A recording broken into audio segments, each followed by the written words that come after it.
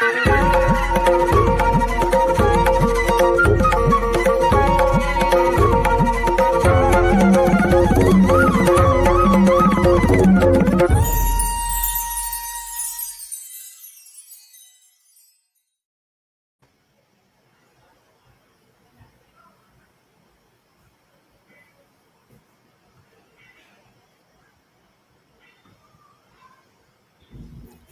नहीं है। नमस्कार, सबका स्वागत है। और आज रविवार शाम की चर्चा में हम दोबारा मिले हैं, दोबारा इकट्ठे हुए हैं। और हमने जो सॉइल हेल्थ से चर्चा शुरू की थी कि टॉक्सिसिटी इन सॉइल, और वो टॉक्सिसिटी, वो जो जहरीलापन है, वो मिट्टी से हमारी भोजन में, और भोजन से हमारी अनाज से हमारी थाली में, हमारे शरीर में वो जा रहा है, तो क्या क्या विनाश वो कर रहा है। उसी विषय पे आगे बढ़ते हुए अभी क्या है कि हर्बिसाइड टॉलरेंट क्रॉप्स, इसका एक मुद्दा आया है। ऐसी फसलें बनाई जा रही हैं या इंट्रोड्यूस की जा रही हैं कि खेत में वो फसल लगी है और खरपतवार उगते हैं, वीड्स उगते हैं, नदीन उगते हैं, और उन नदीनों को खत्म करने के लिए आपको मजदूर की आवश्यकता नहीं, आपको गुड़ाई निराई की आवश्यकता नहीं, आप एक केमिकल स्प्रे करो और वो नदीन मर जाएंगे, खरपतवार मर जाएंगे। और वो खरपतवार कितने भयानक है, कितने खतरनाक हैं वो, और बिना हर्बिसाइड टॉलरेंट क्रॉप्स के भी वो खरपतवार हमारी पहले से ही, जिसको हम इकोसिस्टम कहते हैं, हमारी पूरी भोजन श्रृंखला में विद्यमान है। आज हमारे साथ चर्चा के लिए 3 बड़े विद्वान जुटे हैं। डॉक्टर नरसिम्हा रेड्डी हैदराबाद से। नरसिम्हा रेड्डी जी पेस्टिसाइड एक्शन नेटवर्क से जुड़े हुए हैं और पेस्टिसाइड्स के मुद्दे के ऊपर एक बड़े कैंपेनर के नाते काम कर रहे हैं। हमारे साथ पंजाब एग्रीकल्चर यूनिवर्सिटी से के जो डिपार्टमेंट है एंटोमोलॉजी, उसके फॉर्मर प्रोफेसर और आजकल गुरु ग्रंथ साहब वर्ल्ड यूनिवर्सिटी में एग्रीकल्चर के जो प्रोफेसर हैं, डॉक्टर रमेश अरोड़ा मोहाली से, वो जुड़े हैं। और हमारे साथ एग्रीकल्चर और फूड पॉलिसी के विशेषज्ञ रोहित पारेख भोपाल से जुड़े हैं। सबका स्वागत है जी। एक बार प्रॉपर प्रेजेंटेशन शुरू करने से पहले अगर मैं एक एक लाइन सबको कहूं, तीनों विद्वानों को बारी बारी से, 1 लाइन, ये हर्बिसाइड्स कितने खतरनाक हैं या हर्बिसाइड्स के बारे में क्यों चिंता करनी चाहिए। प्रेजेंटेशन आपकी बाद में होगी, पर एक बार एक एक लाइन ओपनिंग रिमार्क्स के नाते, तो एक बार रमेश जी से शुरू करते हैं। रमेश जी, ओपनिंग रिमार्क्स क्या कहेंगे, क्यों चर्चा करनी चाहिए हर्बिसाइड्स की?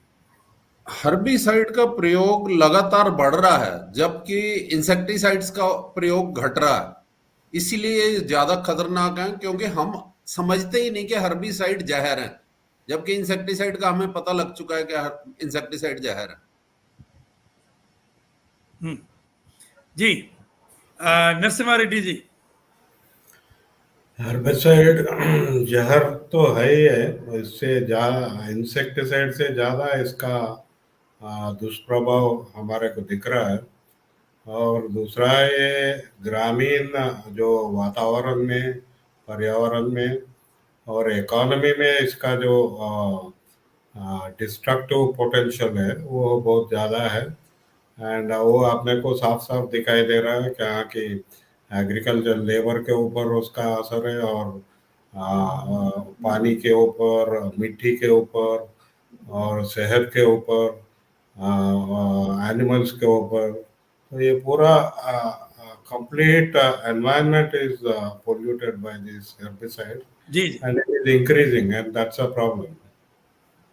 रोहित जी, आपका ओपनिंग रिमार्क्स, एक लाइन क्या कहेंगे? एक तो हम जैविक प्राकृतिक खेती की ओर बढ़ने की बात कर रहे हैं, और दूसरी तरफ ऐसे हम ऐसे बीजों को भी आगे बढ़ा रहे हैं जिससे हर्बिसाइड का प्रयोग बढ़ेगा। ये दोनों साथ में तो नहीं चल सकते हैं, हमें एक रास्ता चुनना पड़ेगा और उसी पे ठहरना पड़ेगा। और हम सब का तो यहाँ पर है जैविक प्राकृतिक खेती की ओर बढ़ने की जरूरत। जी, ओके, तो हम फॉर्मल प्रेजेंटेशन पे जा रहे हैं। डॉक्टर नरसिम्हा रेड्डी प्रेजेंटेशन देंगे और फिर उस पर आगे जो विद्वान है दोनों वो टिप्पणी करेंगे, चर्चा करेंगे। Over to doctor Narasimha Reddy. Thank you. ये तो बहुत बड़ा सब्जेक्ट है, हर्बिसाइड हर्बिसाइड यूसेज, अब जो खरपतवार को मारने का जो केमिकल है, अब इसमें हम एक सब्जेक्ट लेंगे आज हर्बिसाइड टॉलरेंस पे। हेर्बिसाइड को सहने की जो शक्ति जो प्लांट में आता है, ये कैसा आता है, इससे क्या होता है? क्योंकि अभी पिछले साल प्रधानमंत्री जी ने एक दो वैरायटीज रिलीज करे, वो राइस वैरायटीज, तो उसके ऊपर बहस हो रहा है, चर्चा हो रहा है, डिबेट हो रहा है। तो वो उसमें आप थोड़ा डीपर चर्चा करेंगे। जैसा सौरभ जी, थोड़ा पहले पहले स्लाइड बताओ। तो इसमें तीन मुद्दे तो हम देख रहे हैं। एक तो साइंस क्या है इसमें, और इसके ऊपर शक जो है, शंका है, सस्पिशन जो है, वो ही हम बात करेंगे। और सेफ्टी, ये तो सेफ्टी, बायो सेफ्टी है, हेल्थ सेफ्टी, बहुत कुछ सेफ्टी के बारे में भी हम बात करेंगे। Next please. तो इसमें जैसा मैं तीन बताया, वो हेर्बिसाइड टॉलरेंस, ये टॉलरेंस सहने की शक्ति आ, खुद ब खुद आता बोल के साइंस बता रहे हैं। उसमें म्यूटेशन होता है, वो भी नेचुरल म्यूटेशन, यानी कि बिना किसी हस्ताक्षेप, मानव का हस्तक्षेप से ये हेर्बिसाइड टॉलरेंस होता है बोल के एक साइंस बोल रहा है। और दूसरा है हेर्बिसाइड रेसिस्टेंस। अब ये हेर्बिसाइड मारते मारते इसको, इसके खिलाफ अपना शक्ति और कुछ बढ़ने का है, वो प्लांट्स में हम दिखता है, हेर्बिसाइड रेसिस्टेंस है। ये भी जेनेटिक चेंजेस से होता है बोल के साइंस बता रहे हैं। और तीसरा है, ये कमर्शियल आ रहा है हेर्बिसाइड टॉलरेंट। तो ये जीन में मानव का हस्तक्षेप और साइंटिस्ट करके जीन एडिटिंग करके उसमें जीन्स का स्ट्रक्चर में बदलाव लाके हेर्बिसाइड का सहने का शक्ति उसमें ये लोग इंड्यूस करते हैं। तो ये तीनों में हम अभी हेर्बिसाइड टॉलरेंस के बारे में बात करेंगे, क्योंकि हेर्बिसाइड टॉलरेंट जो मॉडिफाइड है, वो भी बहुत बड़ा सब्जेक्ट है। और सरकार अपना ये ऑयल में, मस्टर्ड ऑयल में ये एक निकालने का प्लान भी है, लेकिन उसके ऊपर बहुत मुद्दा है। हम उसमें नहीं जाएंगे, लेकिन हेर्बिसाइड टॉलरेंस पे जाएंगे, क्योंकि ये भी बहुत बहस वाली बात है। Next please. तो अभी हेर्बिसाइड्स तो ये केमिकल्स है, हम हेर्बिसाइड तो ये ज़्यादा यूज हो रहा है अभी पूरा ग्लोबल लेवल पे देखे तो 47.6% हेर्बिसाइड का है। जैसा डॉक्टर रमेश अरोरा जी बताए, हेर्बिसाइड का यूसेज बढ़ रहा है इंसेक्टिसाइड्स के और ज़्यादा, उससे ज़्यादा।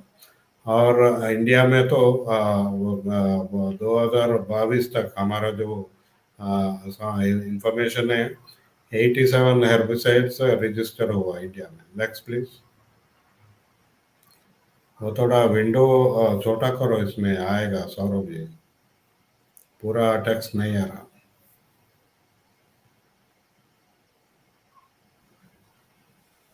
हेलो सौरभ, ये टेक्स्ट पूरा ले आओ किसी तरीके से, देखो जरा।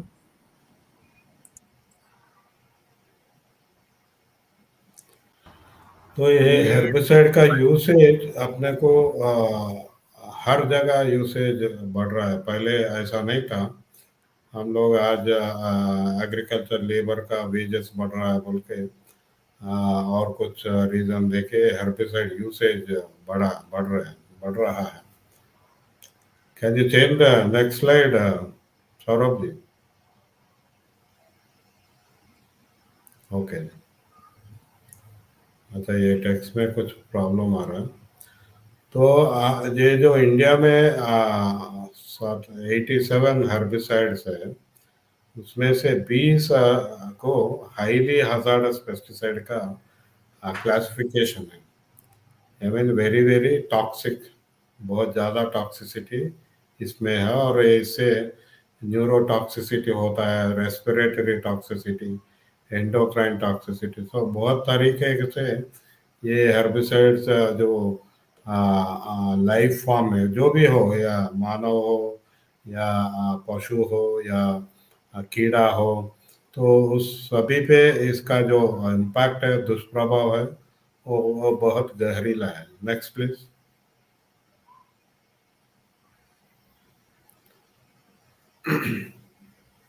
तो इसमें टॉलरेंस जो है, इसमें दो हम टॉलरेंस टू टॉलरेंट क्रॉप्स, ये हम समझना चाहिए। अभी जैसा रिसर्च हो रहा है, ये रिसर्च बता रहे हैं हमारे को कि आ, जो ग्लाइफोसेट, ग्लूफोसिनेट, ये तरह तरह का जो हेर्बिसाइड है, these are all common herbicides। इससे हेर्बिसाइड टॉलरेंस मैकेनिज्म अपने आप आता, बल्कि साइंस बता रहा है। ये 2013 का साइंस पेपर बता रहा है कि common herbicides for which herbicide tolerance mechanisms are well known and exploited for development of tolerant crops। यानी कि जो प्लांट में जो टॉलरेंस का मैकेनिज्म है, वो मैकेनिज्म को एक्सप्लॉइट करके we are moving towards tolerant crops. So tolerance crop से टॉलरेंट क्रॉप को वो जो जर्नी है, I think that is very very crucial. तो अभी हम जो पूसा बासमती रिलीज करें, दिस इज हेर्बिसाइड टॉलरेंस बोल रहे हैं। तो आगे बढ़कर शायद ये टॉलरेंस, हेर्बिसाइड टॉलरेंट पैडी के तरफ इनका रिसर्च जाता है, बोल के अपने को ये पेपर से हमारे को सीधा समझ में आ रहा है। And some of the herbicide tolerance crops have been developed by introducing mutations in the target site of herbicide action। तो ये जो हस्ताक्षेप कर रहे हैं, ये डेलिबरेटली कर रहे हैं इसे।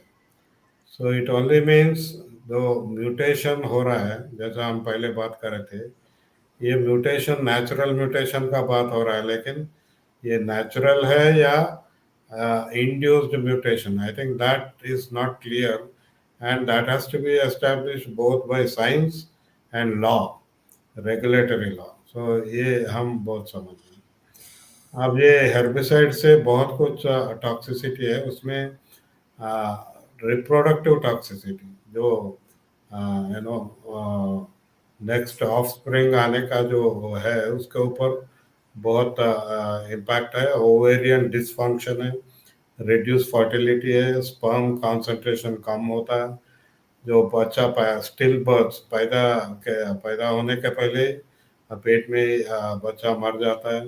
मेंस्ट्रुएशन पैटर्न्स में भी उसका इम्पैक्ट होता है। तो ऐसा हमारा देश में जो 87 हेर्बिसाइड्स में से 15 herbicides have been considered as reproductive toxicants। तो उसमें आप 2,4-D देख सकते हैं, जो वियतनाम वॉर में अमेरिका यूज करा, और ग्लाइफोसेट है। ग्लाइफोसेट तो अभी भारत में बहुत यूज हो रहा है। ग्लूफोसनेट अमोनियम भी यूज हो रहा है, और मस्टर्ड में ये हेर्बिसाइड टॉलरेंट वेराइटी में ये ग्लूफोसेट अमोनियम का यूसेज बढ़ने वाला है। Next please.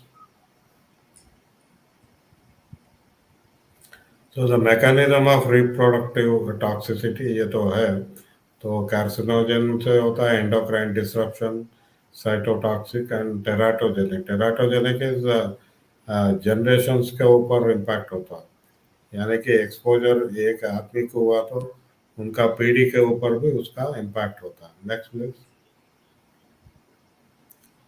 तो ये अट्राजिन है और 2,4-D, ये पूरा हेर्बिसाइड से हमारे भारत में इसका यूज हो रहा है। पैराक्वाट का तो बहुत कुछ इम्पैक्ट हो रहा है।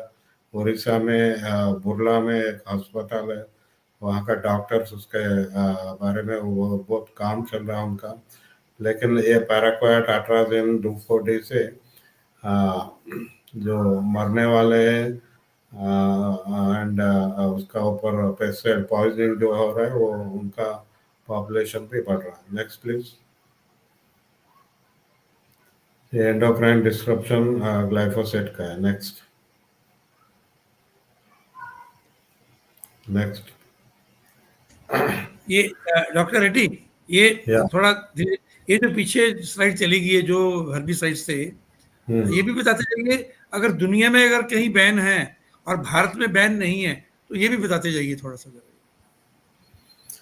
हाँ, ये तो पैराक्वाट एक्चुअली यूरोप में बैन है और यहाँ पर यूज हो रहा है। हम कई सालों से गवर्नमेंट को पूछ रहे हैं कि ये बैन वहाँ पर किया है, लेकिन जो यूरोप में बैन किया, लेकिन वहाँ का कंपनी वहाँ प्रोडक्शन करके हमारे को यहाँ एक्सपोर्ट कर रहे हैं भारत को। अब ग्लाइफोसेट हैज बीन रेगुलेटेड, अपना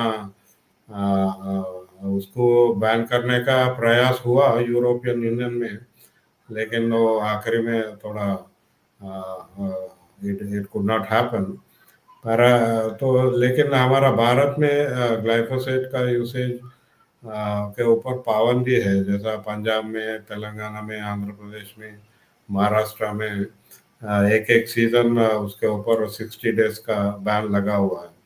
श्रीलंका बैन कर चुकी थी, लेकिन उसके ऊपर अमेरिका दबाव डालने के बाद वो लोग रिवोक करे, फिर और एक बार उसके ऊपर बैन लगाए। तो ये चलता जा रहा है, जो बैन करने का प्रयास हो रहा है, लेकिन पेस्टिसाइड लॉबी और अमेरिकन गवर्नमेंट वो बैन के खिलाफ वो लोग प्रेशराइज कर रहे हैं। So it is not happening across the world. लेकिन भारत में जो बाहर के कम से कम 25 से 40 जो इंसेक्टिसाइड्स एंड हेर्बिसाइड बाहर बैन हुआ, वो इंडिया में अभी हम यूज कर रहे हैं। Next please. सो ये ग्लूफोसनेट अमोनियम, जैसा मैं बात कर रहा था, ये अमोनियम मस्टर्ड अभी हर्बिसाइड टॉलरेंट मस्टर्ड का अनुमति देने का जो चल रहा है, ये इसमें ग्लूफोसिनेट अमोनियम यूज करने का है और इससे रिप्रोडक्टिव टॉक्सिसिटी बढ़ता है। Next please. मैं actually other issues are there. तो ये इमेज, ये इसका बोलने का बहुत आसान है। इमेज पैर बोलते, इमेज थपायर बोलते। तो ये एक हेर्बिसाइड है।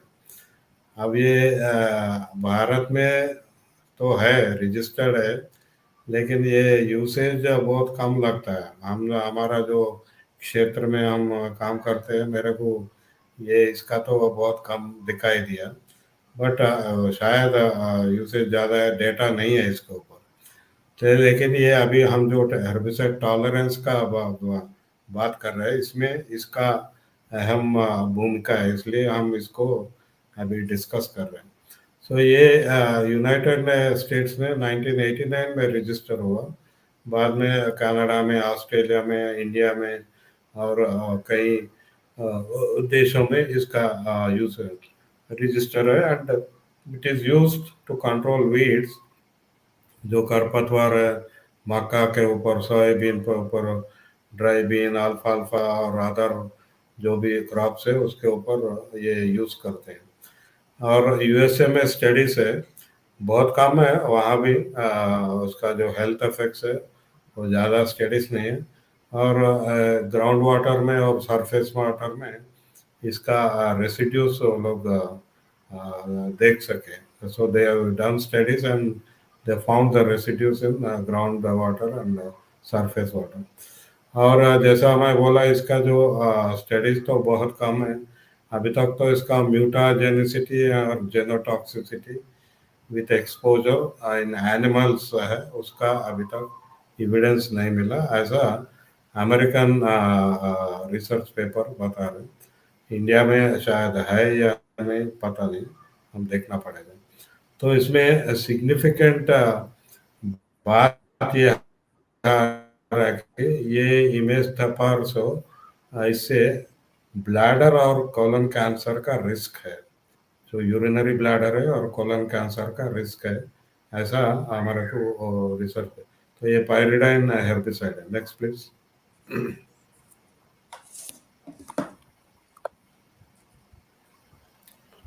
अभी हर्बिसाइड का बात हुआ, हम अभी म्यूटेशन का देखेंगे। एक से एक लिंक्ड है ये। तो अब ये म्यूटेशंस क्या है, म्यूटेशंस। सो प्लांट ट्रांसफॉर्मेशन में कॉज म्यूटेशन। तो प्लांट के ऊपर बाहर से जो दबाव है वो बायोटिक स्ट्रेस होगा, अबायोटिक स्ट्रेस होगा, उसके हिसाब से प्लांट अपने आप कुछ क्षमता बढ़ाती है, सहने का शक्ति ला लेती है। तो ये पूरा it's all called mutations. And science says mutation can occur at any position in the genome. जो अंदर का जीनोम है उसमें कहीं भी हो सकते हैं वो, and for whatever reason. और इसमें इम्पैक्ट है कि जो नेचुरल म्यूटेशन है वो अलग है, लेकिन insertion mutation are also done. यानी कि मानव अपना हस्ताक्षेप यूज कर रहा है। Mutation breeding is now a method, and that mutation breeding से अभी 2250 प्लांट वेराइटीज निकाले गए। ये ज़्यादातर ये हम Indian international atomic energy agency का वेबसाइट पे देख सकते हैं। उसमें वो लोग बोल रहे थे 70% of the varieties released as directly induced mutants, and other 30% from crosses with induced mutants. तो ये 30% है, और इसमें 30% में अभी हम जो बात कर रहे हैं पूसा बासमती, ये क्रॉस्ड विथ इंड्यूस्ड म्यूटेंट है। and the usage of chemical treatments are relatively infrequent. ये जो म्यूटेशन में केमिकल ट्रीटमेंट कम रहता, but gamma rays X rays use करके उसमें म्यूटेशन इंड्यूस किया जाता है। तो अभी तक जैसा उनका डेटाबेस में देखे तो 175 प्लांट स्पीशीज में वो 2250 वेराइटीज निकाला गया। उसमें वीट है, बार्ली है, cotton, rape seed, sunflower, Apple, banana and many other species. So rice बहुत पहले है, राइस में बहुत कुछ वो लोग म्यूटेशन कर रहे हैं, and these were released all over the world. तो इसमें अहम मुद्दा है कि साइंस जो बोल रहा है, mutations have their own contribution to uncertainties regarding biosafety. ये उन्हीं का साइंस बता रहा है कि बायोसेफ्टी के बारे में अभी भी क्या होता है ये म्यूटेशन से, it's still uncertain. I think that we need to understand from this. Next please. मुझे नरसिम्हा जी ये लग रहा है कि आपके प्रेजेंटेशन का कोई हिंदी या पंजाबी वर्जन भी होना चाहिए था, क्योंकि ये बहुत ज़्यादा इम्पोर्टेंट है, बहुत सीरियस मुद्दा है। और ये क्योंकि बिल्कुल अब आपकी लिमिटेशन है, आप ये इंग्लिश में बात ये रख रहे हैं, लेकिन मुझे लगता है कि कहीं ना कहीं इसका हिंदी वर्जन बनना चाहिए। और मैं डॉक्टर रमेश अरोड़ा जी को विनती करूंगा कि जब वो अपनी बात रखें तो ये जो मुद्दे हैं बहुत उस प्रकार वैज्ञानिक, अगर उनका वो थोड़ा सरल हिंदी में या कहीं पंजाबी में भी थोड़ा बहुत कहीं बीच में रख सकेंगे तो हमारे दर्शकों को ज़्यादा लाभ रहेगा उसका। जी रेड्डी साहब, carry on। या next please Saurabh ji.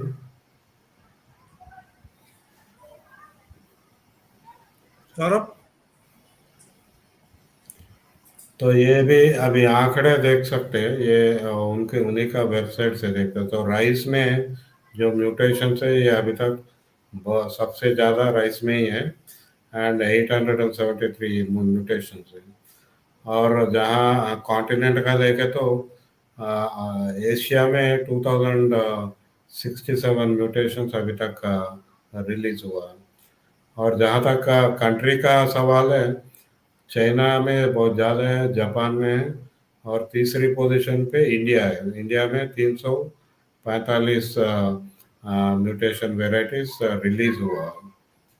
Next please.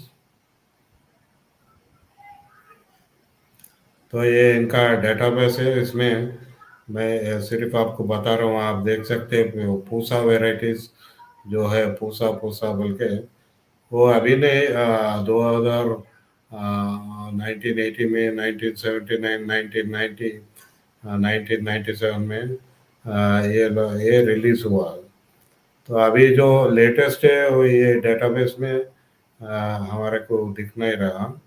शायद again that's another issue whether this is a herbicide tolerance variety, क्योंकि अगर है तो ये म्यूटेशन डेटाबेस में आना चाहिए था, अभी तक तो वो है नहीं। Next please. तो ये पूसा के बारे में अभी हर्बिसाइड टॉलरेंस है, सो पूसा रिलीज किया है। तो पूसा बासमती 1979 एंड पूसा बासमती 1985, ये इसमें जो म्यूटेटेड ALS जीन है, तो इसके वजह से इसके ऊपर जो इमेज था पर स्प्रे करे तो ये पैडी नहीं मरता, लेकिन उसके आजू बाजू जो खरपतवार है वो मर जाएंगे। So this is the concept behind this. लेकिन ये इसका टॉलरेंस कैसा आया और इसमें इसमें क्या मुद्दा है, ये हम लोग समझना चाहिए। तो इसमें क्या है, ये लोग बोल रहे हैं कि ये वैरायटी से हम जो नर्सरी करना है और जो भी करते हैं वो जरूरी नहीं है रहता, हम डायरेक्ट सीडिंग कर सकते हैं इसके वजह से, because of herbicide tolerance within this variety. I think that is again a question which comes, why how nursery का जरूरी नहीं है, पोडलिंग का जरूरत नहीं है, ट्रांसप्लांटिंग का जरूरत नहीं है, और उसमें पानी का फ्लडिंग भी जरूरत नहीं है, ऐसा they are saying about this variety. So they are saying like a wheat, paddy can be sowed directly because of this variety. Next, please.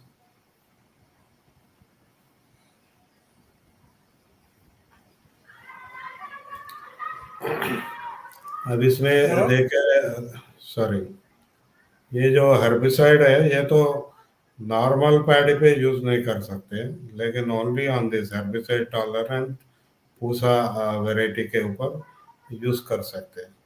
And इसमें ALS जीन है, तो ये थोड़ा साइंस है, ये मैं भी पूरा अभी जानकारी बढ़ाना है मेरे को इसके ऊपर।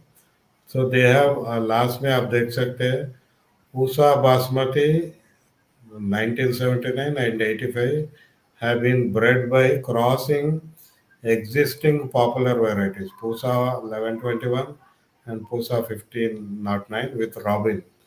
And Robin is a mutant line derived from Nagina 22 and upland drought tolerant rice variety. So अपना जो ड्रॉट टॉलरेंट राइस वेराइटी है उसको और एक वेराइटी से क्रॉस करके फिर ये जो निकला है उसको और दोनों को क्रॉस करके ये हेर्बिसाइड टॉलरेंस जीन निकाला गया। यानी कि बहुत ज़्यादा प्रयास हुआ है इसके पीछे ताकि वो जो ALS जीन है वो उसमें आ सके। Next please.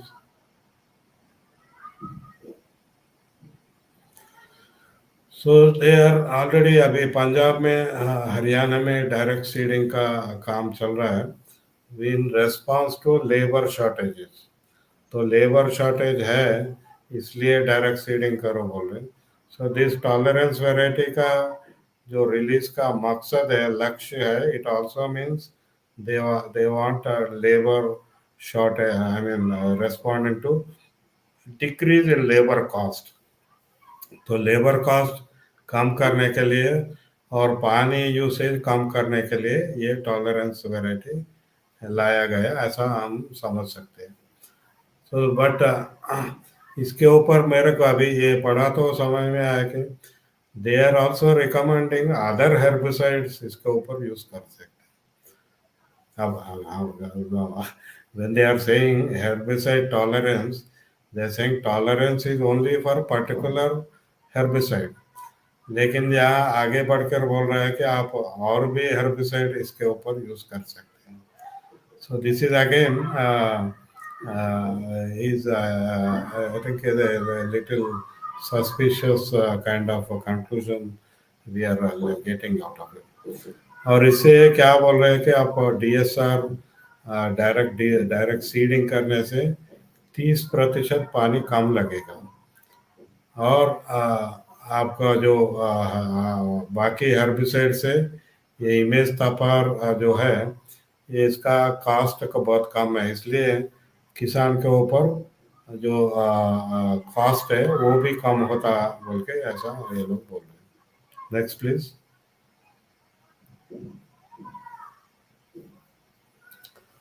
So now this is my last slide. इसमें क्या शक है, इसमें कंसर्न्स क्या है? एक तो इंड्यूस्ड म्यूटेशन को हम मॉडिफिकेशन मानते हैं या नहीं, तो इसमें इसमें लीगली क्या है position? I think it is still not clear. जैसा जीईएसी में I am not sure they have looked at it और they have answered this question whether mutation अलग है, नेचुरल म्यूटेशन अलग है, this is induced mutation. So herbicide tolerance in जो पूसा बासमती में है, दिस इज इंड्यूस्ड म्यूटेशन, ये हमारे को समझ में आ रहा है। So whether induced mutation is genetically modified technology, GM है। तो अगर GM है तो वो GEAC के पर्दे में उसके दायरे में आएगा। अब दूसरी बात है, what is the biosafety of herbicide tolerance? अभी इसमें इंड्यूस म्यूटेशन कर चुके हैं, अगर ये रिलीज कर दिए बाहर, ये क्रॉस पॉलिनेशन हुआ या इवन सेल्फ पॉलिनेशन से भी आगे बढ़ के इससे बायोसेफ्टी इश्यूज क्या है, ये इसके बारे में कुछ स्टडीज है क्या? तो अभी तक तो ये जो रिसर्च कर रहे हैं वो लोग बताना पड़ता, लेकिन उनका तो कोई डेटा या उनका पेपर तो नहीं है। अब तीसरी बात है फूड सेफ्टी। ये हम खाते हैं, तो अगर हम खाते हैं ये खाने से खाने वाले के ऊपर या क्या इम्पैक्ट होगा? और ये जो घास है जो ये पैडी से निकलता है, ये घास एनिमल्स को, पशु को दिया तो पशु के ऊपर कुछ रहता क्या उसका इम्पैक्ट? सो ये food safety is another concern which is still not, there is no definite answer on that. अब ये इमेज तपार जो है ये यूज करते हैं बोल रहे हैं, बट ये टॉलरेंस लिमिट क्या है? इसको कुछ सीमित, ये सीमित है क्या? हम 10 इफ इट इज हम 10 लीटर यूज करेंगे तो ये नहीं मरता शायद, या 11 लीटर यूज करो तो मरता क्या? So what is the limit of the tolerance? I think that is again not been informed or established. I mean, from the papers, I could not see that they have established any tolerance limit. सहने का शक्ति में भी कुछ सीमित रहता है, यह नहीं है कि पूरा it's unlimited. So yeah, it's not unlimited. I don't think so. So ये यूसेज ऑफ हेर्बिसाइड है, तो जैसा मैं कहा, अगर ये इमेज तपार तो यूज नहीं करे और कुछ हेर्बिसाइड यूज करे तो क्या होगा? क्योंकि हमारा किसान, हम देखे चुके हैं बीटी कॉटन या HTBT कॉटन में, उनको ज़्यादा समझ नहीं आता ये केमिकल क्या है, केमिकल के बारे में कंपनीज भी इंफॉर्मेशन देते नहीं, और हम मिक्सड केमिकल्स ज़्यादा यूज़ करते हैं। तो ये जो आदत पड़ा है किसान को, वो एक ही हेर्बिसाइड यूज़ करना, अगर एक ही नहीं और अपना सोच से या पेस्टिसाइड शॉप वाला का जो उसका ओपिनियन लेके और किसी का हेर्बिसाइड यूज करे तो ये क्या होता है, ये टॉलरेंट वेराइटी क्या होगा? And then regulation of herbicide tolerance, जैसा मैं कहा टॉलरेंस टू टॉलरेंट, ये बहुत सीधा रास्ता लग रहा है। अब ये रास्ते पे हम चलना शुरू कर दिया भारत में, तो इसमें क्या प्रोसीजर्स है रजिस्ट्रेशन के लिए HT वेराइटीज के? आज तक तो कोई संस्था GEAC या मिनिस्ट्री ऑफ एनवायरनमेंट या मिनिस्ट्री ऑफ एग्रीकल्चर इसके बारे में कुछ बोला नहीं, और इसके अगर ये GEAC के अंदर नहीं आया, जेनेटिक मॉडिफिकेशन के अंदर नहीं आया, which is the responsible regulatory agency? क्योंकि सीड एक्ट में हम जैसा हर कोई हाइब्रिड रिलीज करते हैं, that is based on seed committee है, वो सीड कमिटी उसका असेसमेंट करके वो लोग रिलीज करते हैं. So which regulatory agency looks at this herbicide tolerance seed varieties is still not clear. तो ये पूरा we are in the dark with regard to all this, लेकिन स्टिल भी प्राइम मिनिस्टर के हाथ से ये रिलीज हो गया. So I think without establishing all this, I think ये जो शंका है, ये concern है, I think government has released that, and now we have to look at what is going to be the impact on them.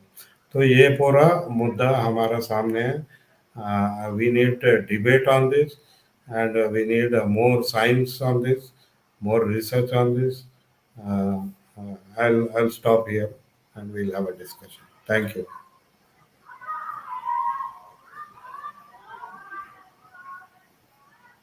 जी, मुझे लगता है आपने बहुत ही महत्वपूर्ण मुद्दे उठाए, और एक तो उसमें मतलब ये जो रमेश जी, आप हाँ जी। पूरी टिप्पणी कीजिए, पर मैं अगर एक आम व्यक्ति के नाते, एक नागरिक के नाते, इसमें से ये जो एमेथाइजर करके जो भी एक ब्रॉड स्पेक्ट्रम हर्बिसाइड है, और उसके बारे में अगर बता सकेंगे तो अच्छा रहेगा. और क्या ये जो म्यूटेंट है, म्यूटेंट वैरायटीज़ हैं, क्या इनका भी कोई इम्पैक्ट हो सकता है, या इक्वालॉजी के ऊपर, या उनकी फूड वैल्यू के ऊपर, अल्टीमेटली कुछ फूड सेफ्टी के नाते भी, एक तो ये उसमें है. और एक बड़ा मुद्दा जो इसमें आ गया कि डीएसआर अगर आता है, और डीएसआर में हम हर्बिसाइड को प्रमोट करते हैं, तो क्या डीएसआर के कारण हर्बिसाइड यूज बढ़ेगा? और पंजाब जैसा स्टेट जहां पहले से एनवायरमेंटल टॉक्सिसिटी इतनी ज़्यादा है, और पंजाब में इतनी ज़्यादा पैडी उगती है, और ये सब चीज़ें एडॉप्ट की जा रही हैं बड़े पैमाने पे, तो पंजाब के लिए उसमें से और क्या खतरे उसमें छिपे हुए हैं जिनके बारे में वो करना है. फूड सेफ्टी की बात नरसिम्हा रेड्डी जी ने की है, तो हम तो अभी कह रहे हैं पराली को आग नहीं जलाना, उसकी तूड़ी बनाओ, उसका चारा बनाओ, उसका पशुओं के लिए खिलाओ. तो अगर हर्बिसाइड टॉलरेंट वैरायटी उसका चारा बनाया जाता है, तो पशुओं पर क्या होगा, क्या उनके दूध का होगा, हेल्थ का क्या होगा. और ये जो रिप्रोडक्टिव टॉक्सिन की बात की नरसिम्हा जी ने पहले, तो मुझे लगता है ये बड़े सवाल हैं. तो अगर आप इस पर प्रकाश डालें रमेश जी, तो बहुत धन्यवाद. रमेश जी.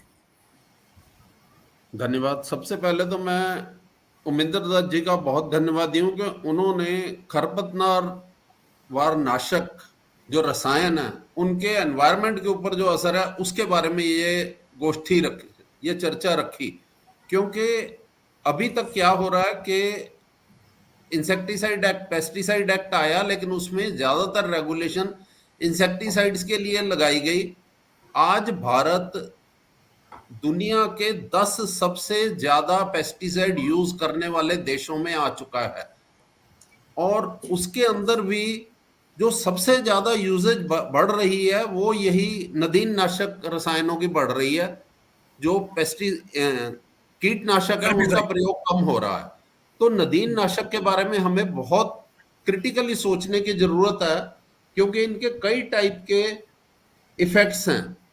और उसके अंदर सबसे बड़ी बात यह है कि हम सिर्फ खेती में तो यूज कर ही कर रहे हैं, हम अपने शहरों में, लॉन्स में, पार्क्स में, गोल्फ कोर्सेज में, वाटर बॉडीज में नदीन नाशकों को बहुत ज्यादा यूज कर रहे हैं.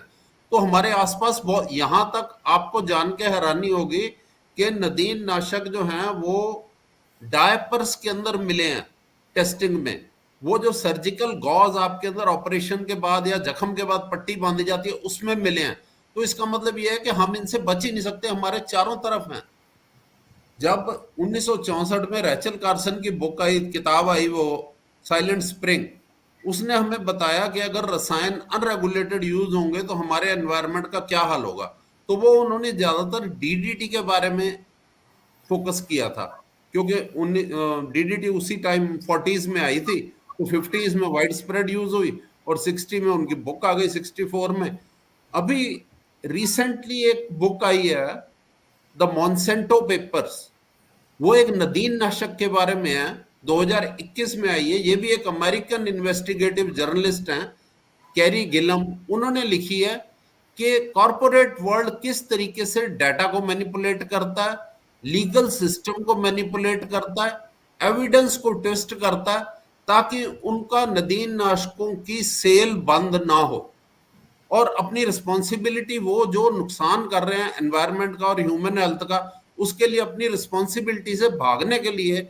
और पूरी किताब इसी चीज पे बेस्ड है कि वो एक बंदा जिसको कैंसर हो गया इसकी वजह से, उसको उसने केस किया कि मेरे को कैंसर के बदले कंपनसेशन दी जाए। Ultimately he won the case. तो ये इन्होंने एक किताब लिखी है, मेरे हिसाब से हर एक को ये किताब जरूर पढ़नी चाहिए ताकि नदीन नाशकों के जो दुष्प्रभाव हैं उनके बारे में पता लग सके। दूसरा ये है कि ये ज्यादा क्यों प्रॉब्लम है। हम सोचते हैं कि ये सिर्फ पौधों को मारते हैं, ऐसी बात नहीं है कि सिर्फ पौधों को।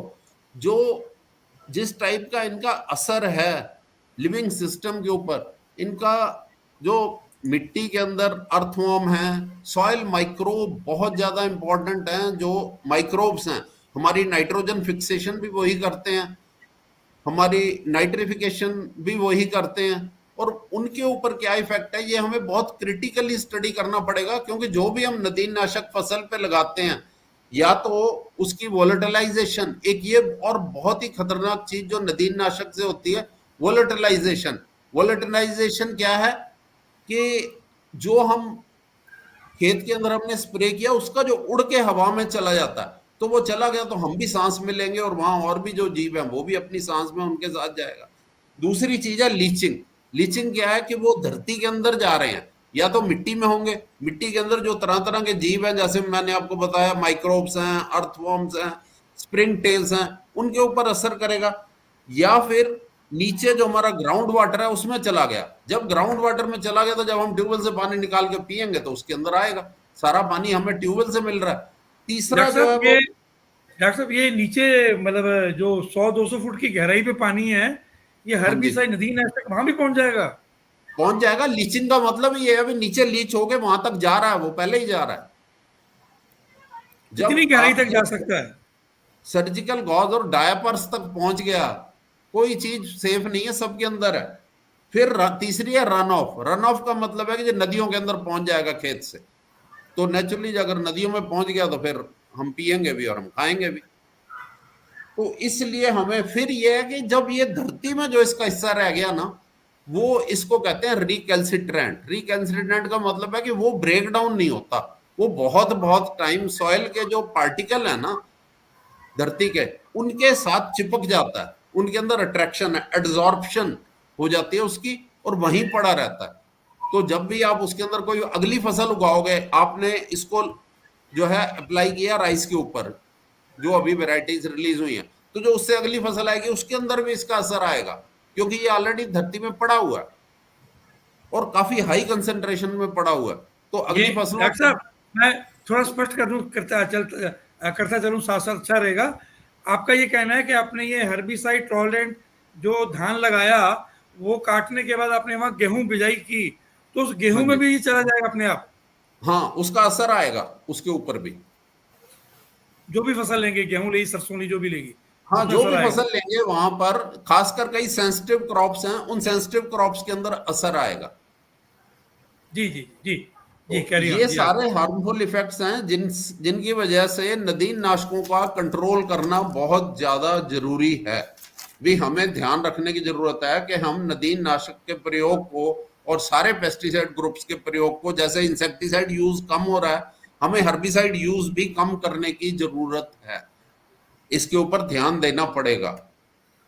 अब बात आती है जो हमारा HT रेजिस्टेंट बासमती राइस, इसको हम बोलते हैं हर्बिसाइड टॉलरेंट बासमती राइस, जो हमारा आया, भाई do we really need it? हमें इसकी जरूरत है कि नहीं है?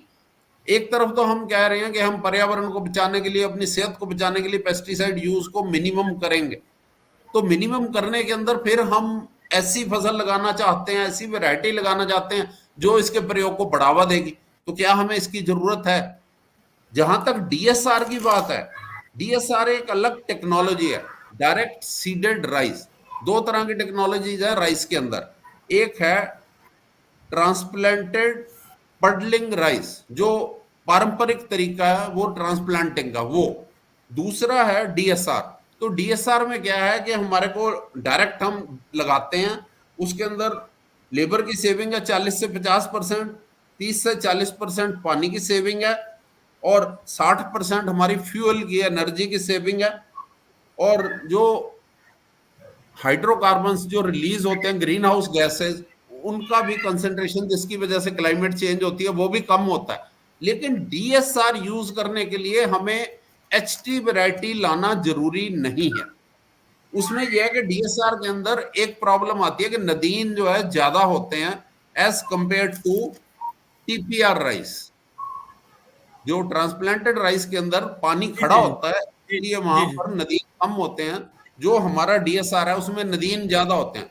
तो नदीन को कंट्रोल करने के लिए हमारी जो हर्बिसाइड है, that should be the last line of defence. उससे पहले हम cultural practices, date of sowing, जो अलग अलग तरह के तरीके बनाए गए हैं, उन तरीकों से इंटीग्रेटेड वीड मैनेजमेंट करें, बहुपक्षीय तरीके से रोकथाम करें उन नदीनों की, रादर देन जो एचटी बासमती राइस है। इसका मतलब है कि हम नदीन नाशक को फर्स्ट लाइन ऑफ डिफेंस मान लिया हमने अगेंस्ट द वीड्स। भाई, दो नदीन नाशक के स्प्रे इसके करने पड़ेंगे, जो हमारा ये इमेज थापेर आई है, और उससे सिर्फ ब्रॉड लीव्ड वीड कंट्रोल होंगे, बाकी वीड नहीं होंगे। उनके लिए एक दो स्प्रे और करने पड़ेंगे, और एक प्री इमरजेंसी कई स्प्रे हो गए। उन कई स्प्रेयों का असर ये है कि एक तो हमारा हर्बिसाइड यूज बहुत ज्यादा बढ़ गया।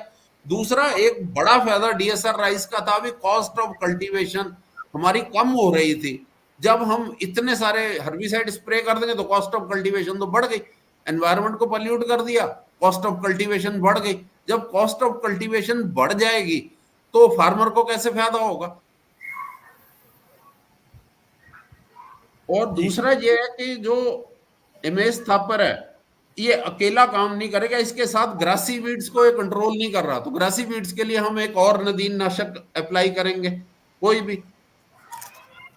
तो अल्टरनेटिव तरीके जो हैं वो यूज करने हैं। फिर ये है कि जब इसको हम यूज करेंगे तो अल्टीमेटली जो बाकी फसलों के वीड हैं वो भी रेजिस्टेंट हो जाएंगे फील्ड के अंदर, कुछ सालों के अंदर रेजिस्टेंट हो जाएंगे। ये टेक्नोलॉजी सबसे पहले लुजियाना स्टेट यूनिवर्सिटी में 2002 में इस टाइप की वैरायटी आई थी।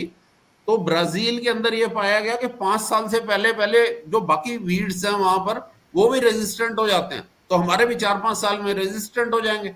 तो फिर और ज्यादा नदीन नाशक में वही कॉटन वाला हाल राइस का होगा, तो और ज्यादा नदीन नाशक यूज करने पड़ेंगे।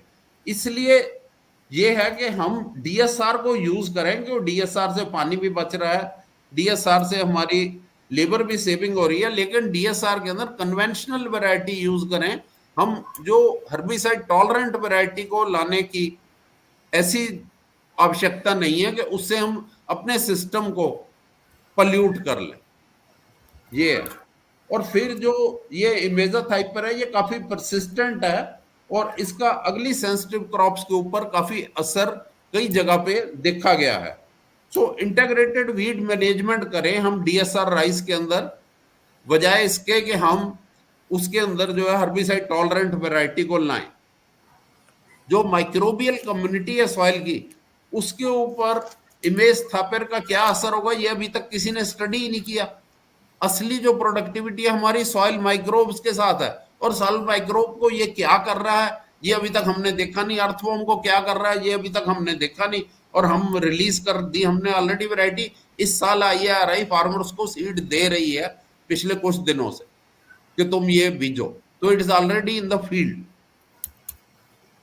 तो इसका डॉक्टर साहब, ये कोई इसकी जब, मैं सॉरी बीच में पूछ रहा हूँ, ये जब इतना कुछ रिलीज हुआ तो इसका अर्थवॉर्म पे क्या असर होगा, सॉइल माइक्रो पर क्या असर होगा, उसका कुछ किया ही नहीं काम उन्होंने। कोई डाटा अवेलेबल नहीं है आप जिस कोई मैंने देखा कहीं नहीं है। इंडिया में बहुत कम कोई स्टडीज नहीं हुई है। इमेज थाइपर इंडिया में कम यूज हुआ है ये हर्बिसाइड, इसलिए इस हर्बिसाइड की इंडिया, पहली बात तो पेस्टिसाइड की जो रेजिड्यू वगैरह की ज्यादातर स्टडीज है ना वो इंसेक्टिसाइड पे हुई है, हर्बिसाइड में हुई बहुत कम है। दूसरी बात है कि इमेज थाइपर जैसे कि डॉक्टर रेड्डी भी बता रहे थे, वो इंडिया में बहुत कम यूज है, पंजाब में सिर्फ सोयाबीन पे रिकमेंडेड है। तो जब बहुत कम यूज है तो उसको किसी ने स्टडी करना जरूरी ही नहीं समझा, भाई ये तो यूज ही बहुत कम होता है, इसको क्या स्टडी करने की जरूरत है, ये चक्कर हो गया। दूसरा ये है कि जो हमारे नेशनल रिसर्च सिस्टम की प्रायोरिटीज है ना, research priorities of nurse and ICAR, वो हमें क्रिटिकली स्टडी करने की जरूरत है। जो भी हम वेराइटल इंप्रूवमेंट प्रोग्राम देश में चला रहे हैं उसके अंदर हम हाई पेस्टिसाइड यूज और हाई फर्टिलाइजर यूज से जीनोटाइप्स निकाल रहे हैं, तो नेचुरली वो जीनोटाइप के साथ हम जब कंपेयर करते हैं, वैरायटी हमने वो सिलेक्ट कर ली जो रिस्पॉन्ड करती है हाई पेस्टिसाइड को और हाई फर्टिलाइजर को, फिर हम उसको कहते हैं भी इसको फर्टिलाइजर और पेस्टिसाइड 0 दे दो और इसको कंपेयर करो हाई फर्टिलाइजर और हाई पेस्टिसाइड से, तो वो तो आएगी बेटर, क्योंकि हमने सिलेक्ट ही वहां से ऐसी की है।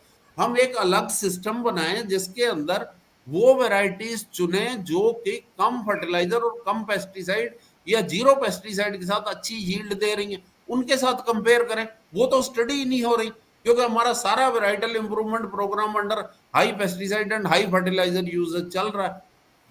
तो जब तक नार्स और आईसीआर का जो वैराइटल इंप्रूवमेंट प्रोग्राम है उसकी मेथडोलॉजी में चेंज नहीं होगी, तब तक इसी टाइप की वैरायटीज आएंगी। अब इन साइंटिस्ट ने including the director of IRI बहुत पैसे लगा दिए पब्लिक सेक्टर के ये वैरायटी डेवलप करने के लिए, बट नेशनल रिसर्च सिस्टम पहले ये तो देखे भी डू वी रियली नीड, हमें जरूरत भी है इस टाइप की वैरायटी की जो हम इतने पैसे इसके ऊपर स्पेंड कर रहे हैं। हम डीएसआर दूसरी वैरायटीज के साथ भी तो कर सकते हैं और कर रहे हैं ऑलरेडी। पिछले 2-3 साल से जो पंजाब हरियाणा में डीएसआर चल रहा है वो दूसरी वैरायटी से ही चल रहा है, ये वैरायटी तो 3 इस साल पहली बार अभी रिलीज कर रहे हैं, तो फिर उसी से क्यों नहीं कंटिन्यू करते, हम उसी को और इम्प्रूव करें, रिफाइन करें उसका जो इंटीग्रेटेड वीड मैनेजमेंट है, तो वीड्स कंट्रोल हो सकते हैं। जी जी जी, बताइए कोई सवाल है तो पहला आंसर। अरे एक बार जरा रोहित जी बात कर लें। रोहित जी, मुझे लगता है आपके लिए बहुत कुछ निकल आया डॉक्टर रेड्डी के बाद, और डॉक्टर अरोड़ा जी ने बहुत सटीक कुछ प्रश्न खड़े किए हैं, और ये तो बड़ी हैरानी की बात है कि भाई वो डाटा अवेलेबल नहीं है। रेड्डी जी, ये डाटा अवेलेबल नहीं है कि सॉइल माइक्रोब्स के ऊपर, फ्रॉग्स पर, अर्थवर्म्स पर, जो दूसरे जो सॉइल के छोटे छोटे क्रीचर्स हैं उन पर क्या इम्पैक्ट होगा, कोई स्टडी है नहीं इसके ऊपर? इंडियन कंडीशन की, दैट इज व्हाट इंडिया में स्टडी हुआ ही नहीं, इसका इम्पैक्ट क्या होगा, बाहर भी नहीं हुआ, बिना इम्पैक्ट स्टडीज के इसको इंट्रोड्यूस कर दिए। ओके, तो ये गंभीर मुद्दा है बड़ा। देखिए कि स्टडी हुई नहीं इम्पैक्ट की और वो पुश हो गया, रिलीज हो गया। इस समय पता नहीं क्यों हमको जल्दबाजी है कि नई चीज लानी है, नई चीज लानी है, नया रिसर्च करना है। अरे भैया नया रिसर्च करो, पर नए के नाम पर ये हम क्या कर रहे हैं, ये बहुत बड़ा। Over to Rohit Parekh. रोहित जी। जी उमेंद्र जी, मैं बस कुछ ही बातें करूंगा।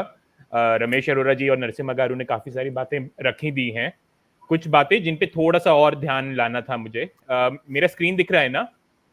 बिल्कुल दिख रहा है, बिल्कुल दिख रहा है, बोलते रहिए। तो ये इमेजिथैपिर जो है, इसके पहले जाने के पहले ही वही कि एक खरपतवार नाशक विरोधक वैरायटी जो है लाने का उद्देश्य तो साफ है कि और ज्यादा इसका हर्बिसाइड का स्प्रे हो सके।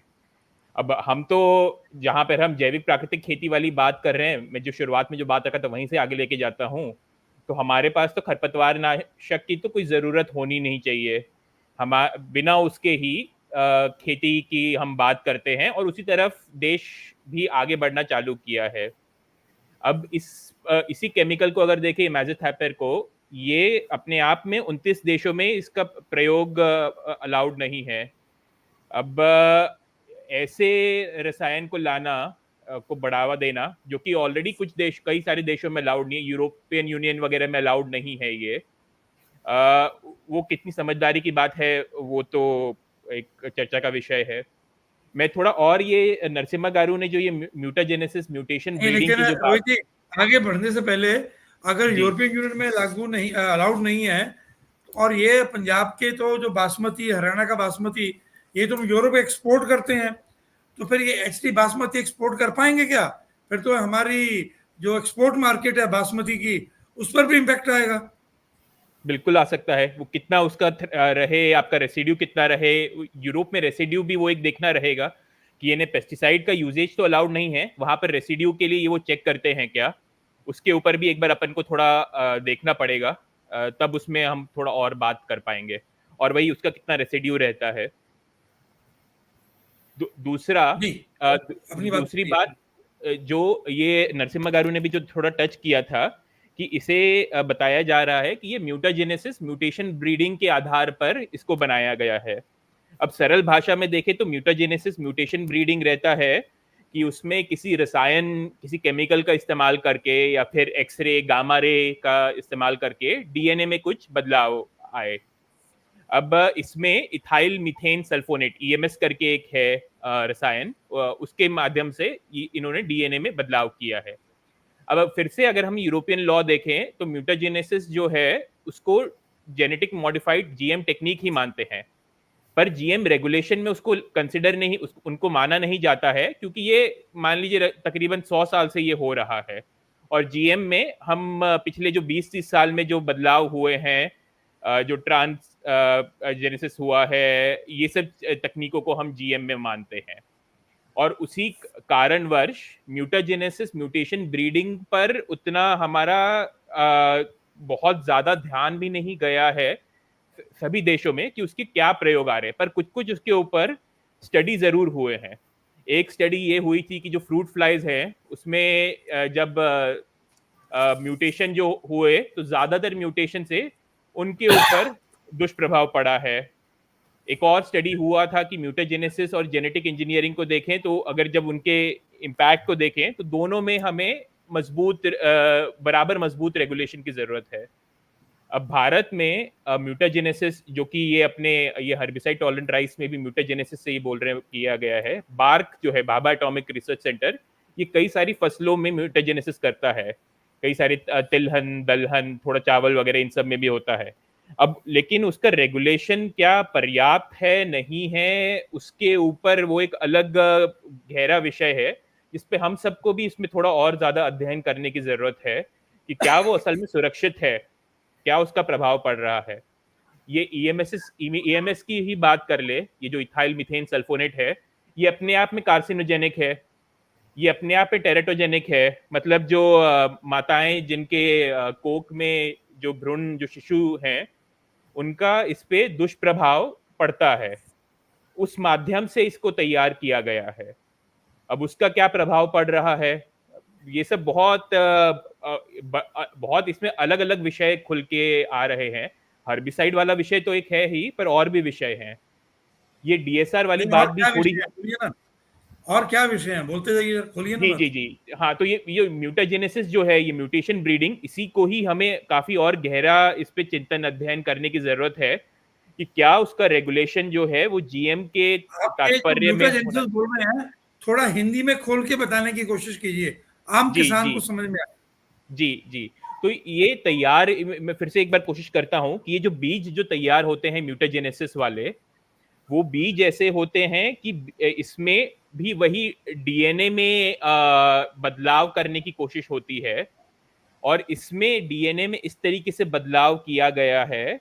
दो तरीके से होता है, एक होता है केमिकल से, एक होता है रेडिएशन से। रेडिएशन में मान लीजिए अगर बीज को एक्सरे गामा रे इन सब के इसमें ट्रीट किया जाए तो फिर उसमें डीएनए में बदलाव हो। दूसरे तरीका जो बदलाव का होता है कि जहां पे रसायनों से ट्रीट करते हुए करें तब उसमें बदलाव हो। यहाँ पर ईएमएस जो एक केमिकल एक है इथाइल मीथेन सल्फोनेट, उसके माध्यम से इसमें बदलाव किया गया है। और वही जो मैं बता रहा था कि इथाइल मीथेन सल्फोनेट खुद है जिस रसायन से इस बीज के लिए किया गया है, बदलाव किया गया है, वो अपने आप में कार्सिनोजेनिक है, टेरेटोजेनिक है। पर वही यानी इसके ऊपर इसके जो रेगुलेशन है, इसके ऊपर अभी हम लोगों जैसे नरसिम्हा गारू खुद बता रहे थे, हम लोग ने अब खुद थोड़ा थोड़ा इस पे ध्यान देना चालू किया है, खुद थोड़ी और गहरा इसमें अध्ययन करने की जरूरत है। दूसरी आखिरी बात, और मैं ज्यादा नहीं करूंगा क्योंकि बहुत सारी बातें ऑलरेडी हो चुकी हैं, जो डीएसआर वाली बात है, डीएसआर का जो इतिहास रहा है पिछले 3-4 साल का ही, वही अगर इसमें देख ले हम इसी अपने आंकड़ों में, तो 2021 में तकरीबन 14 लाख एकड़ डीएसआर केस में लाया गया था पंजाब में। फिर उसके बाद देखें 2022 में तो 14 लाख एकड़ से उन्होंने दिया 30 लाख एकड़ तक का अपना टारगेट दिया। जो मोटा मोटा जो 75 लाख एकड़ जो धान की बुआई जो होती है पंजाब में, अब उस 14 लाख से 2 लाख एकड़ पे आ गए 2022 में, इतना गिरावट हुआ। 2023 में ठीक है, उन्होंने बोला कि चलो अभी 2022 में 2 लाख हुआ तो चलो ठीक है, 30 लाख का तो नहीं देते, 5 लाख का हम देते हैं, टारगेट देते हैं। और कम हुआ, 2 लाख से भी कम, 1.25 लाख अपना एकड़ इसमें पहुंचा डीएसआर में। और ये तब जबकि 1500 रुपए पर एकड़ का इंसेंटिव दिया जा रहा है। मतलब इन्होंने 2022 में 450 करोड़ का बजट रखा था डीएसआर में लाने के लिए, अब भी नहीं, तब भी इतना ही पहुंच पाया है। अभी कोशिश है 2024 में अब 7 लाख एकड़ तक पहुंचने की। अब देखते हैं 2024 में ये कहाँ पे खरीफ में कितना पहुंच पाते हैं। इसी को लेकर एक बार रामू गारू, विजय कुमार गारू, इनसे भी बात हो रही थी कि क्या डीएसआर जैविक प्राकृतिक खेती में संभव है। उनको लग तो रहा था कि संभव है, पर वही कैसे, क्या, कितना, पंजाब में क्या इसका पड़ता है, वो एक अपने आप में एक और एक बड़ा विषय है जिसको अलग से लेके जाना चाहिए कि क्या डीएसआर हम जैविक प्राकृतिक खेती से कर सकते हैं। क्योंकि अभी तक का तो अनुभव यही रहा है, जो पहले भी बात में आया है, कि खरपतवार का इसमें आना बड़ा है और फिर खरपतवार नाशक जो है उसका प्रयोग बड़ा है। तो अभी के लिए तो जो रहा है अनुभव, उसमें तो यही है सीधी सी बात कि खरपतवार नाशक का प्रयोग बढ़ेगा अगर ये आगे बढ़ता भी है तो। और ये जो म्यूटेशन ब्रीडिंग वाली बात है, म्यूटाजेनेसिस म्यूटेशन ब्रीडिंग, इसके ऊपर हमें थोड़ा और काम करना होगा, थोड़ा और देखना पड़ेगा। मैं यहीं पर अपनी बात रोक। मैं एक प्रश्न जरा पूछूं आपसे, ये म्यूटाजेनेसिस वाला अगर धान आता है और अगर वो हम खाते हैं तो हमारे पे असर आ सकता है? अब यानी क्योंकि देखिए, अगर ये वही जो फ्रूट फ्लाइज वाली बात है, मैं इसके बारे में एक बात बोलूं। जी जी हाँ जी जी, बोलिए ये बोलिए रमेश जी। पिछले 100 साल से ज्यादा हो गए म्यूटेशन ब्रीडिंग सारी फसलों में हो रही है। ये कोई इतना बड़ा मसला नहीं है। म्यूटेशन ब्रीडिंग एक स्टैंडर्ड कन्वेंशनल मेथड है जिससे ब्रीडिंग की जाती है, सारे देश करते हैं, सारी फसलों पे होती है। भारत में भी बहुत सारी किस्में पिछले 40-50 साल में रिलीज हुई है म्यूटेशन ब्रीडिंग से। इसका कोई ज्यादा असर नहीं है क्योंकि म्यूटेशन ब्रीडिंग तो लैब में हो गई, उसके बाद जो फसल आई वो तो नॉर्मल फसल है ना। मैं इसमें से बस एक चीज और ये जोड़ना चाहूंगा कि अभी अगर तक कोई हम उस केमिकल का असर भी होगा तो लैब में ही होगा ना, क्योंकि लैब में यूज हुआ वो केमिकल, उसके बाद कहीं नहीं यूज हुआ। जो जो चलिए बीज की ही जहाँ जो बीज की ही बात है, उसमें थोड़ा सा हमें और देखने की जरूरत है। बिल्कुल डॉक्टर अरोरा सही कह रहे हैं कि ये 100 साल से तकरीबन ये चल रहा है, पर इसका क्या कुछ अगर प्रभाव रहा है, नहीं रहा है, इसके ऊपर थोड़े थोड़े जो रहे हैं विदेश में ही, जो इसके ऊपर बहुत ज्यादा जो थोड़े बहुत रिसर्च रहे हैं, इसमें से थोड़ा सा कई सारे सवाल तो उठते हैं, पर अभी के लिए तो हमारे पास इसमें और ज्यादा कुछ जोड़ने के लिए नहीं है कि क्या प्रभाव पड़ सकता है या नहीं। मैं जरा चर्चा को हम खोलते हैं जरा, जो मुद्दे निकल के आए। एक तो रमेश जी ये है कि भाई जो बायो सेफ्टी स्टडी और फूड सेफ्टी स्टडी होनी चाहिए थी इसकी, वो प्रॉपर नहीं है, वो डाटा भी अवेलेबल नहीं है। दुनिया में कहीं स्टडी नहीं हुई, भारत में भी नहीं हुई, और अगर हुई है तो आप जैसे वैज्ञानिकों के साथ नरसिम्हा रेड्डी जी जैसे जो इंडिपेंडेंट साइंटिस्ट हैं, उनके पास किसी के पास कोई डाटा नहीं है। पहली बात तो ये इम्पॉर्टेंट है। दूसरा, ये खाली उसके ऊपर नहीं जाएगा, ये बासमती है या चावल है तो ये भोजन है, और ये चारा भी है पशुओं का, तो इसका पशुओं के चारे पे असर और जो लोग खाएंगे उनके ऊपर असर भी आ सकता है। और इसका एक एक्सपोर्ट का एंगल भी है, वो भी एक बड़ा मुद्दा इसमें है। फिर इसमें एक और जो इम्पोर्टेंट चीज़ है वो ये कि आपने कहा कि भी एक ही तरह का पेस्टिसाइड हर्बिसाइड यूज नहीं करेंगे, वो एक तरह का होगा, 2-3 तरह का, कई तरह के वो वीड्स होंगे, तो अलग अलग तरह के वीड्स को कंट्रोल करने के लिए कई तरह के वीडिसाइड्स का प्रयोग करना पड़ेगा। मतलब वो जो है कॉकटेल बन जाएगी एक तरह की वो वीडिसाइड्स की, खेत में, तो उसका असर होगा वो, जैसे आपने इंगित किया कि अर्थवर्म केंचुए पे क्या असर होगा, उसका मेंढक पर क्या असर होगा, और जो मिट्टी में पाए जाने वाले बहुत तरह के जीव जंतु हैं छोटे, उन पर क्या असर होगा वो जाना ही नहीं है, मालूम ही नहीं है। ये सारा है। तो ये जब सारी दिशा में जा रही है, और आपने जो सवाल खड़ा किया था डॉक्टर साहब, बहुत रमेश जी बहुत बड़ा सवाल खड़ा किया था, क्या हमें हर्बिसाइड टॉलरेंट क्रॉप की वाकई ही में आवश्यकता है? क्या वीड्स को कंट्रोल करने के लिए और कोई तरीका नहीं है ढंग का? क्या हमको ये वीडीसाइड का तरीका ही ढूंढा? तो मुझे तो ये जो प्रश्न है, अगर इसके ऊपर हम चर्चा आगे की करें हम अगले आधे घंटे में, तो ठीक रहेगा। नरसिम्हा गारू, आप जरा कहिए, ओपन डिस्कशन में ये जो मुद्दे आए हैं, क्या इसकी जरूरत भी है कि नहीं है? आंध्र प्रदेश में या जहाँ ऑर्गेनिक में बहुत अच्छा इसका यील्ड है पैडी का या बासमती का, तो वहां तो हुआ है, तो क्या जरूरत है इसकी? जरा आपको क्या लगता है कहाँ से ये सारा खेल चल रहा है? अभी तमिलनाडु में अलंगुड़ी पेरुमाल बोल के एक छोटा किसान है, 3 एकड़ का किसान। वो अभी नहीं, 10 साल पहले उसका खेत में एकदम पानी आने से पूरा उनका फसल गया, तो वो खुद अपना एक्सपेरिमेंट करके डायरेक्ट सीडिंग करके पानी 75% कम कर दिया। और आज वो आलंगुड़ी पेरुमाल मेथड बोल के उसको रजिस्ट्रेशन है तमिलनाडु में। आज एग्रीकल्चर यूनिवर्सिटी वाले एक किसान को बुला के उसे लेक्चर दिलाते हैं, और यील्ड भी बढ़ गया उनका। तो ये आम किसान जो रिसर्च करके जो एक टेक्निक बनाया, ऐसे टेक्निक हो सकते हैं। अब हालांकि जैसा डॉक्टर रमेश जी बताए, जरूरी क्या है, ये हेर्बिसाइड टॉलरेंस है जो पूसा बासमती लाने का जरूरी क्या है? I think that we still are not able to get answer. उसमें उसको कुछ जवाब नहीं मिल रहा है। आप लाने का जरूरी क्या है? अब दूसरी बात है, इससे क्या फायदा है? इसमें फायदा ठीक है, आप फायदा बोल रहे हैं कि पानी कम होगा, फिर इससे खरपतवार का यूसेज कम होगा, खर्चा कम होगा। लेकिन दूसरी तरफ और भी प्रश्न आ रहे हैं। वो प्रश्न का जवाब आज तक वो मिला नहीं किसी के पास से।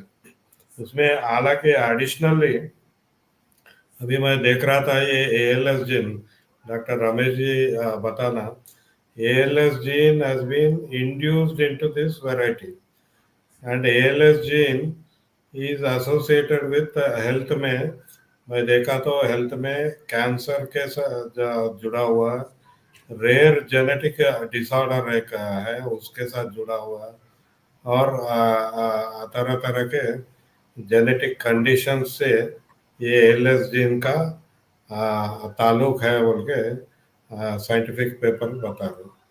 So when they are introduced this ALS gene, ये इसमें अगर वो धान बनने के बाद ये धान में ALS जीन दिखता क्या, मिलता क्या, अगर मिला तो उसका कितना होगा? क्योंकि हम बीटी कॉटन में देख चुके हैं।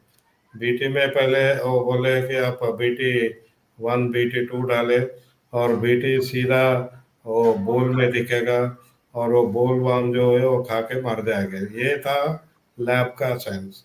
लेकिन हम बाद में देखा है कि वो पूरा बीटी जीन एक्सप्रेशन जो है वो स्टेम में आया, लीफ में आया, और उसको जो खाया वो पशु मर गए। तो ये, और फिर बाद में इसका रूट्स में भी गया और फंगस का डेवलपमेंट हो गया। तो ये जो लैब में जो रिसर्च करते हैं, फिर ये once it comes into the field, इसका जो स्ट्रेस है, टॉलरेंस है, जो भी है, I think it becomes much more difficult to monitor. तो इसका जो क्षेत्र में इम्पैक्ट असेसमेंट ये हुआ क्या? ये तो जैसा आप बोल रहे हैं, म्यूटेशंस ब्रीडिंग तो कई सालों से चल रहा है, लेकिन this induce mutation I think this kind of induced mutation is tolerant to herbicide. I think this, to my knowledge, is very new. इस तरफ हम ध्यान देने का जरूरी क्या है, जैसा आप बताया इसके ऊपर खर्चा ज़्यादा हुआ, so what kind of expenditure they have done to bring this small benefit, if at all, which comes from this variety. जी रमेश जी, क्या कहेंगे नरसिम्हा रेड्डी जी ने जो आपके लिए? मैं ये समझता हूं कि हमें डीएसआर के अंदर इंटीग्रेटेड वीड मैनेजमेंट कैसे करना है, सारे नॉन केमिकल मेथड यूज करके, वो उसके ऊपर ध्यान देना चाहिए, बजाय इसके कि हम herbicide tolerant basmati rice grow करें। डीएसआर करें और इंटीग्रेटेड वीड मैनेजमेंट करें। उसके अंदर हो सकता है एक आध स्प्रे आ जाए हर्बिसाइड की, लेकिन बाकी नॉन केमिकल मेथड से ही कंट्रोल होगा।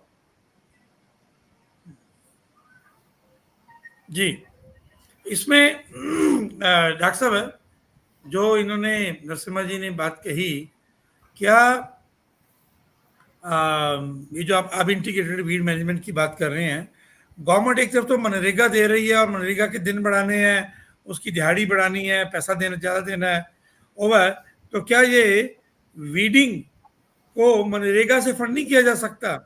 बजाय एक जहर घुसाने के ऑलरेडी आप मनरेगा के फंड वहां दे दो लोगों को, और उन लोगों से आप नालों के किनारे, सड़कों के किनारे घास छिलवाते हो। हम देखते हैं कई बार छोटे से टुकड़े में 100-150 लोग बैठे होते हैं, वो सारा दिन ऐसे थोड़े सा घास छीलते हैं, उनको लगा दो इस काम के अंदर, तो वो भी तो सोचा जा सकता है सारे के सारा मुद्दा। मैकेनिकल वीड कंट्रोल बढ़िया काम करता है, वो तो पता ही है। इंडिया जैसे कंट्री में जहाँ लेबर बहुत है, वहां तो मैकेनिकल कंट्रोल अच्छा काम करेगा। जी जी जी जी, वी कैन यूज। मुझे लगता है कुछ लोगों के ना ये प्रश्न ले लें हम जरा, या टिप्पणियां हैं उसमें बोलेंगे। ये हमारे गुरविंदर सिंह जी हैं, गुरविंदर धालीवाल, ये पूछ रहे हैं, ये देखिए जरा क्या लिखा है, emphasiser effect should be studied from soybean sown area. ये क्या इस पर टिप्पणी करेंगे नरसिम्हा रेड्डी जी? शायद उनका मतलब है सोयाबीन के ऊपर जो इमेज था पर यूज हो रहा है उसको, क्योंकि शायद वो ज़्यादा यूज हो रहा है उसके ऊपर। लेकिन मैं जैसा बोल रहा हूँ, वो मैं तो, मेरे को तो दिखा नहीं, बट ये जो monitoring of pesticide residues programme है सरकार का, इसमें ये इंक्लूड करना था पहले ही, आज नहीं। पहले तो नहीं हुआ, लेकिन अभी तो भी आप इंट्रोड्यूस करो इसका रेसिड्यूज का रेसिड्यूज कहाँ कहाँ पर मिल रहा है वो हम पहचानना चाहिए पहले। और दूसरा, ये रेसिड्यूज पानी में है, फिर खाने में है, फिर इसका जो हेल्थ के ऊपर जाए क्या इम्पैक्ट है, ये इसका भी स्टडी करना ज़रूरी है। और तीसरी बात है, जैसा रमेश जी बता रहे थे, सॉइल के ऊपर कैसा है इसका इम्पैक्ट। जैसा ग्लाइफोसेट का बहुत कुछ पेपर्स है हमारे का, अभी सॉइल माइक्रोब्स के ऊपर उसका जो असर है उसके बारे में पेपर्स है। ग्लूफोसनेट का थोड़ा बहुत है। ये इमेज था पर क्यों सेलेक्ट करा गया, मैं यही शक की बात बोल रहा हूँ। ये Y ICAR and NARS, they have selected a variety which is tolerant to a herbicide which is used very low. क्यों इसको सेलेक्ट करा, what is the scientific rational behind that? तो ये हमारे को अभी समझ में नहीं आता, शायद और आगे देखेंगे। लेकिन हालांकि हेर्बिसाइड से इमेज टॉपर से क्या इम्पैक्ट है ये एक मुद्दा है, और दूसरा है इसका टॉलरेंट वैरायटी से फिर उसके ऊपर हम इमेज टॉपर यूज करते हैं। That means we are promoting intensive usage of imazethapyr. तो इससे क्या होगा पैडी के ऊपर, धान के ऊपर, चारा के ऊपर। तो ये स्टडीज पूरा बाहर निकालना है। We need that transparent mechanism. ये रोहित जी, ये इस टिप्पणी जो आप कमेंट आपके सामने स्क्रीन पे है, मुझे लगता है ये एक रास्ता है आगे कि अवेयरनेस, और किसानों को बिल्कुल मालूम भी नहीं है इस पूरे विषय के ऊपर। और जैसे रमेश जी ने कहा, पेस्टिसाइड्स की बहुत बात हो गई, हर्बिसाइड्स की, वीडीसाइड्स की बात ही नहीं हुई इस प्रकार से। तो अवेयरनेस में भी उसकी कमी है, हमने भी उसको बहुत टारगेट नहीं किया। तो ये जो टिप्पणी जिस किसान की तरफ से आई है ये इम्पोर्टेंट है। ये सीधी बिजाई की बात आई है, ये कमेंट पंजाबी में रमेश जी तो पढ़ लेंगे कि डीएसआर का जितना प्रचार किया गया उतना वो प्रभावशाली नहीं है। ये रोहित जी सुन लीजिए, सीधी बिजाई में पानी, लेबर और खर्चा ज्यादा आने के बावजूद जो उसका यील्ड है वो कम निकलता है, ऐसा ये बलजिंदर जी कह रहे हैं। ठीक है ना। और ये इस पे एक और भी है बलजिंदर जी का, सीधी बिजाई में आम कद्दू वाले जो पडलिंग वाले जोने से नदीनाशक का ज्यादा प्रयोग होता है। ये तो है, ये इस तो पे है, जरा। क्योंकि उसमें वीड्स ज्यादा हैं तो ज्यादा प्रयोग तो होता ही है। हाँ जी, हाँ। क्योंकि या तो इंटीग्रेटेड वीड मैनेजमेंट करें, वो सोयाबीन वाली बात भी उनकी ठीक है, भी सोयाबीन में पंजाब में रिकमेंडेड है तो यूज हो रहा होगा, तो वहां कुछ इफेक्ट हम स्टडी कर सकते हैं। लेकिन जो माइक्रोबियल फौना भी है ना सॉइल का, वो फसल के साथ बदलता है, तो इसीलिए हमें राइस के अंदर भी स्टडी करना पड़ेगा।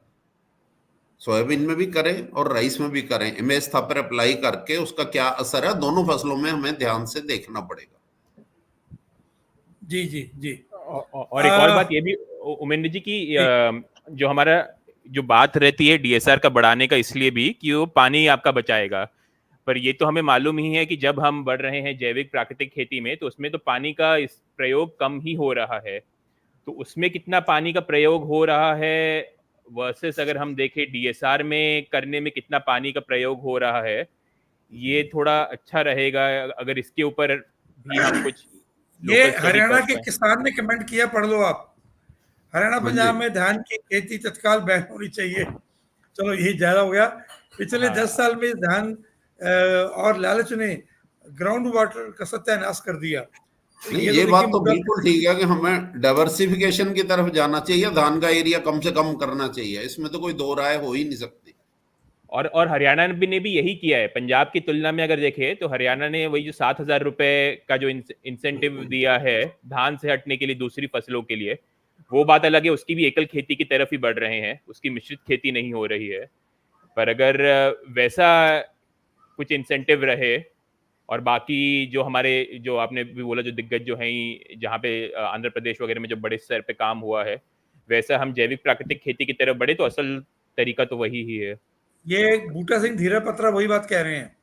ये किसान है कि बड़े दुख के साथ कहना पड़ता है कि पंजाब में पवन गुरु पानी पिता की गुरबानी ज्यादा पड़ी जाती है, और पंजाब में ही मिट्टी, पानी और हवा सरकारों की गलत नीतियों के पंजाब की मिट्टी, पानी, हवा ज्यादा दूषित करवाया जा रहा है। ये ठीक है बूटा सिंह जी, बिल्कुल आप ठीक कह रहे हैं। और ये एक उनकी टिप्पणी। नहीं, ठीक अगर ठीक तो भारत कह रहे हैं, लेकिन सरकारों की नीतियों के साथ साथ हमें भी डाइवर्सिफिकेशन जाने में मेहनत ज्यादा करनी पड़ती है, इसलिए हम लोग जा नहीं रहे हैं। दोनों ही बातें हैं, सरकार से तो हम एक्सपेक्ट करते हैं, लेकिन हम खुद भी तो उधर जाने की कोशिश करें, पैडी का एरिया ये कम करें ना, हर एक फार्मर थोड़ा थोड़ा कम तो करे ना। बूटा सिंह जी आपने कमेंट डाला है, और रमेश जी की बात सुनो। अब आप कम से कम भारत अपने पेस्टिसाइड गांव डालना में चाहिए, और अपना 10 में जब पंजाब वो आगे जो बढ़ सके। एरिया है वो कम करवाइए जरा, ये मैं कहूंगा। और ये उन्होंने कहा कि अगर भारत पेस्टिसाइड डालने वाले दुनिया के पहले 10 देशों में है, तो पंजाब भारत में पेस्टिसाइड डालने वालों में पहले नंबर पे जरूर होगा। इस पर क्या नहीं, कहेंगे? नहीं है? अच्छा, नहीं है। नंबर 1 पे कौन है भारत में? आंध्र प्रदेश। आंध्र प्रदेश था और पहले, अभी महाराष्ट्र है। हॉर्टिकल्चर वगैरह में बहुत ज्यादा यूज है, नहीं, अभी महाराष्ट्र ज्यादा बट है। पंजाब में पर हेक्टेयर यूज पंजाब में भी बहुत हाई है।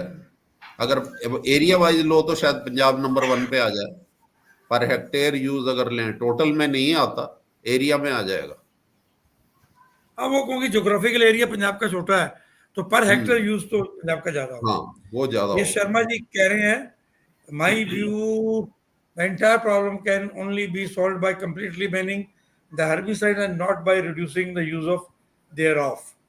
शर्मा जी बात तो ठीक है, ये बिल्कुल आपकी बात ठीक है, हम सहमत हैं। क्या कहेंगे जरा नरसिम्हा रेड्डी जी इस टिप्पणी पे? या बैन बैन करना चाहिए, क्योंकि जो वेरी हाईली हजार्डस पेस्टिसाइड्स है, हेर्बिसाइड्स है, नहीं उनको बैन टोटल करना चाहिए। ये, हम हाँ,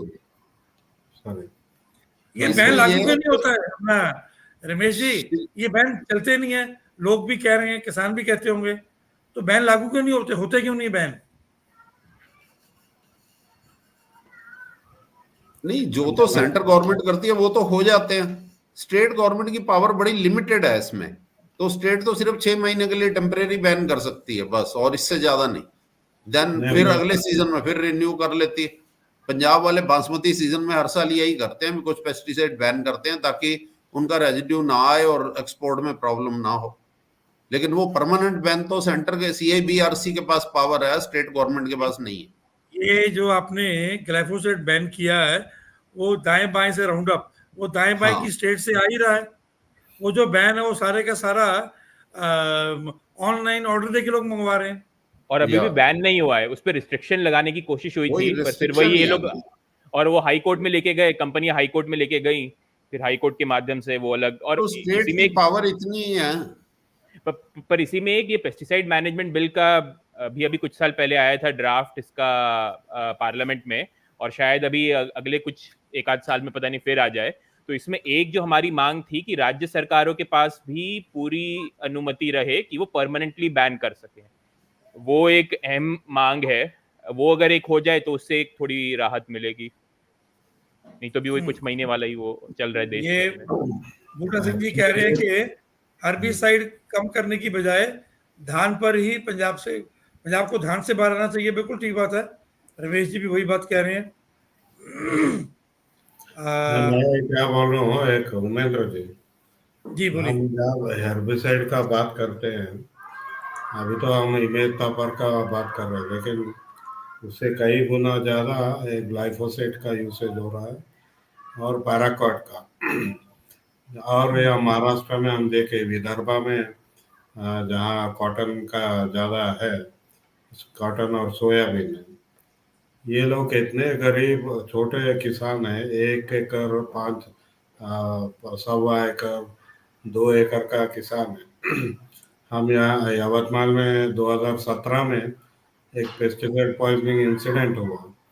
ये इतना हुआ कि उस टाइम पे 1200 के ऊपर किसान एक ही 15 दिन में अस्पताल में भर्ती हो गए। पूरा अस्पताल में पूरा वार्ड पूरा इन्हीं के साथ था। और ये कौन से हर्बिसाइड से हुआ था? ये इसमें पैराक्वेट। नहीं नहीं, इसमें 4-5 पेस्टिसाइड्स है, हेर्बिसाइड्स है इसमें। हालांकि वही मैं वहाँ आ रहा हूँ, अभी जो डेटा की बात है, तो हम इससे पहले भी 2002 में वारंगल में पेस्टिसाइड इंसिडेंट हुआ, उस टाइम पे भी हम एक स्टडी करके निकाले। तो जब से लेके आज तक जब एक मरीज अस्पताल आता है, उसमें पॉइजनिंग जो प्रोटोकॉल है, वो प्रोटोकॉल ये लोग पूरा नहीं करते। फर्स्ट थिंग आप करना है कि डॉक्टर पॉइजन क्या है, तो ये लिख लेना पड़ता। तो ये लोग क्या करते हैं, उसको आर्गेनो फॉस्फेट बोल के लिख देते। अब इनको पता नहीं, बहुत कुछ बदलाव है, कई तरीके के पेस्टिसाइड्स है, इंसेक्टिसाइड्स है, हर्बिसाइड्स है। तो दे शुड मेरी बैटरी आस्क। जा रही है कंप्यूटर की, सो हाँ, तो ये हैव टू। स्पेसिफिक पेस्टिसाइड क्या है, हेर्बिसाइड क्या है, ये लिखना चाहिए, क्योंकि इसी के ऊपर उनका जो ट्रीटमेंट है वो शुरू होता है। क्योंकि ज़्यादातर एंटीडोट रहता है, जो रजिस्ट्रेशन के टाइम पे उस पेस्टिसाइड या हेर्बिसाइड को एक एंटीडोट बोलते हैं। अगर ये जहर आ गया तो उसको कम करने के लिए ट्रीटमेंट का जो एंटीडोट है वो मिलता है।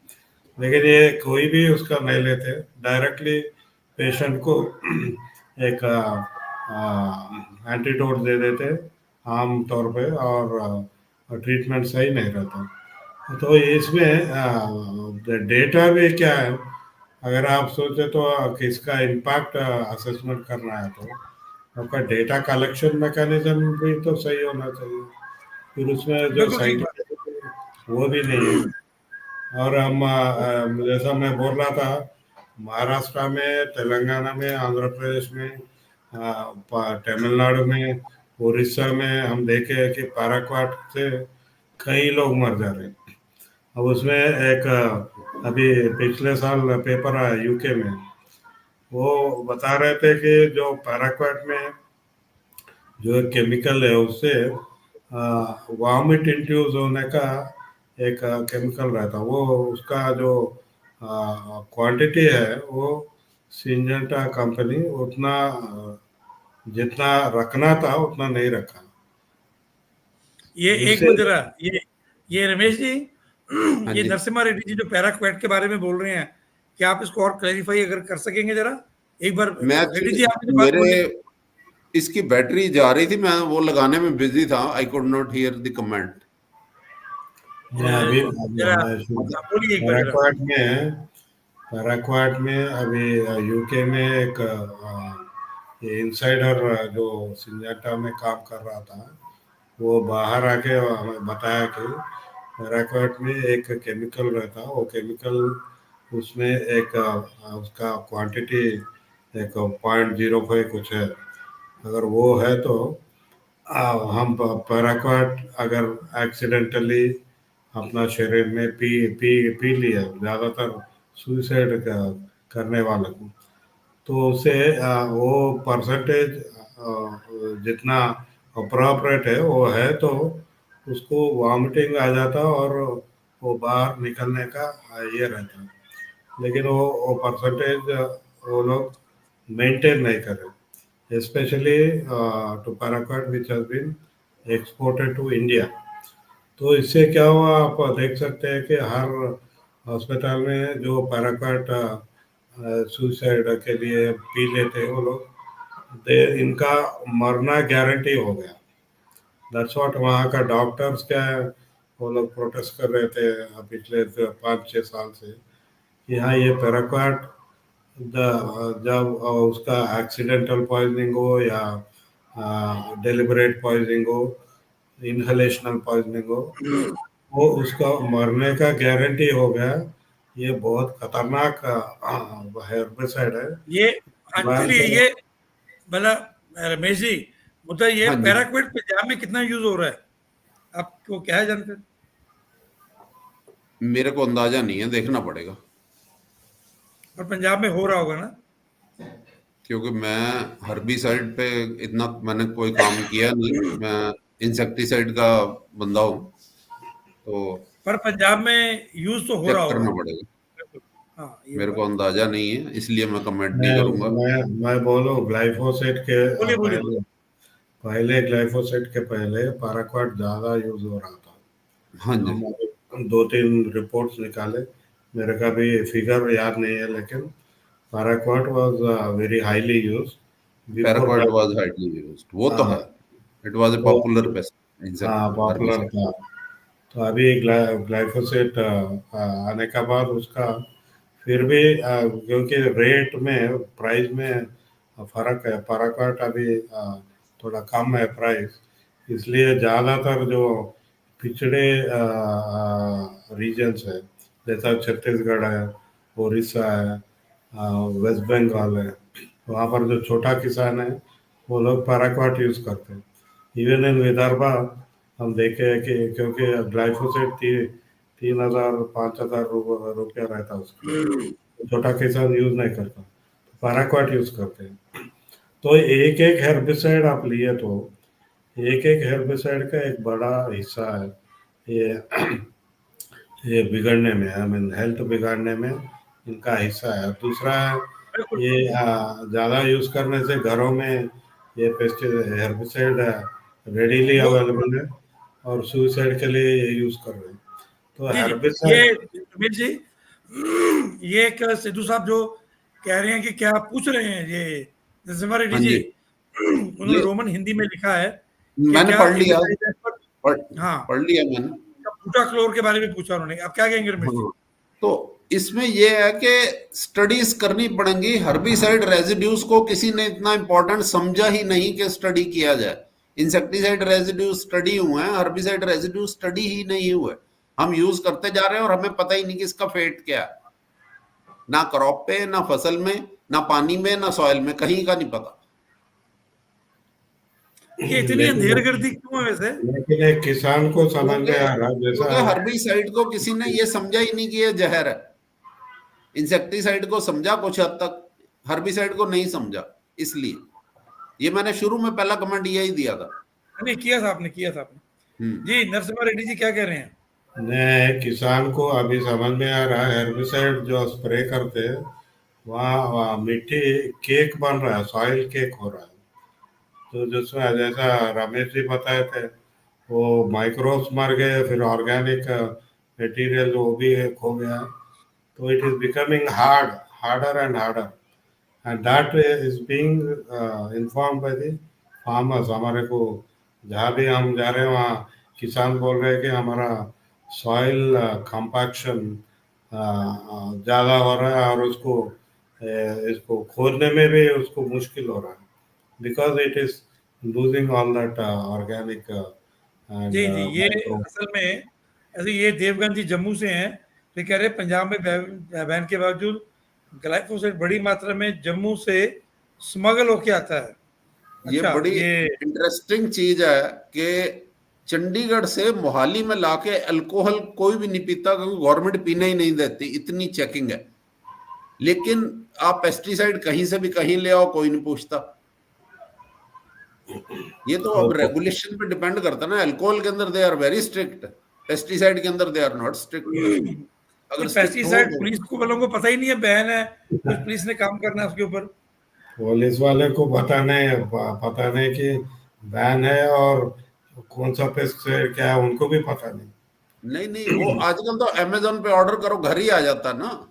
हाँ ट्रक से घर ही आ जाती है, कहीं जाने की जरूरत ही नहीं है आपको, कहीं चेकिंग नहीं करना। अमेज़न वालों की कोई चेकिंग करता ही नहीं। वो तो ऐसी चीजें भी कई बार बेच रहे हैं जो इंडिया में भी बैन है। You can get it via Amazon. ये बताइए 10 साल पहले तो रमेश जी ने एक मिनट, रमेश जो आखिरी जो लाइन बोली है, ऐसी कौन से हेर्बिसाइड या पेस्टिसाइड्स हैं जो दुनिया भर में बैन है पर इंडिया में मिल रहे हैं, आ जाते हैं? क्या कह रहे थे आप, जरा बोलो। नहीं, मैंने तो ऐसा नहीं कोई स्टेटमेंट दी। नहीं, आपने नहीं, आपने कहा ना वो जो बैन है इंडिया में वो भी चीजें आ रही हैं, वो तो मैंने चीजें मींस कोई भी आर्टिकल जो इंडिया में नहीं अवेलेबल कहीं मार्केट में, तो वो अमेज़न वाले समझ गया जी आपने। नहीं डॉक्टर साहब समझ गया, आपने जनरल बात की है, मैं उसको पकड़ के खाली पेस्टिसाइड पे ले गया, इतना ही है मैंने। रोहित जी आप क्या कह रहे हैं? ये जो पैराक्वाइट वाली बात चल रही थी, ये 10 साल पहले का आंकड़ा है। करीबन अपने पंजाब में 2.5 लाख लीटर इस्तेमाल हो रहा था, पर वही अभी हाल फिलहाल का नहीं है। तो मुझे लग रहा है हम चर्चा को जरा वाइंड अप करते हुए आगे बढ़ेंगे, इसको समाप्त करने की ओर। क्या इसका समाधान जो अगर देखा कि मैनुअल वीडिंग एक है, मैकेनिकल वीडिंग की बात की है हमने, रमेश जी ने बाबर किया integrated weeding, integrated weed control, ऐसा उन्होंने शब्द इस्तेमाल किया।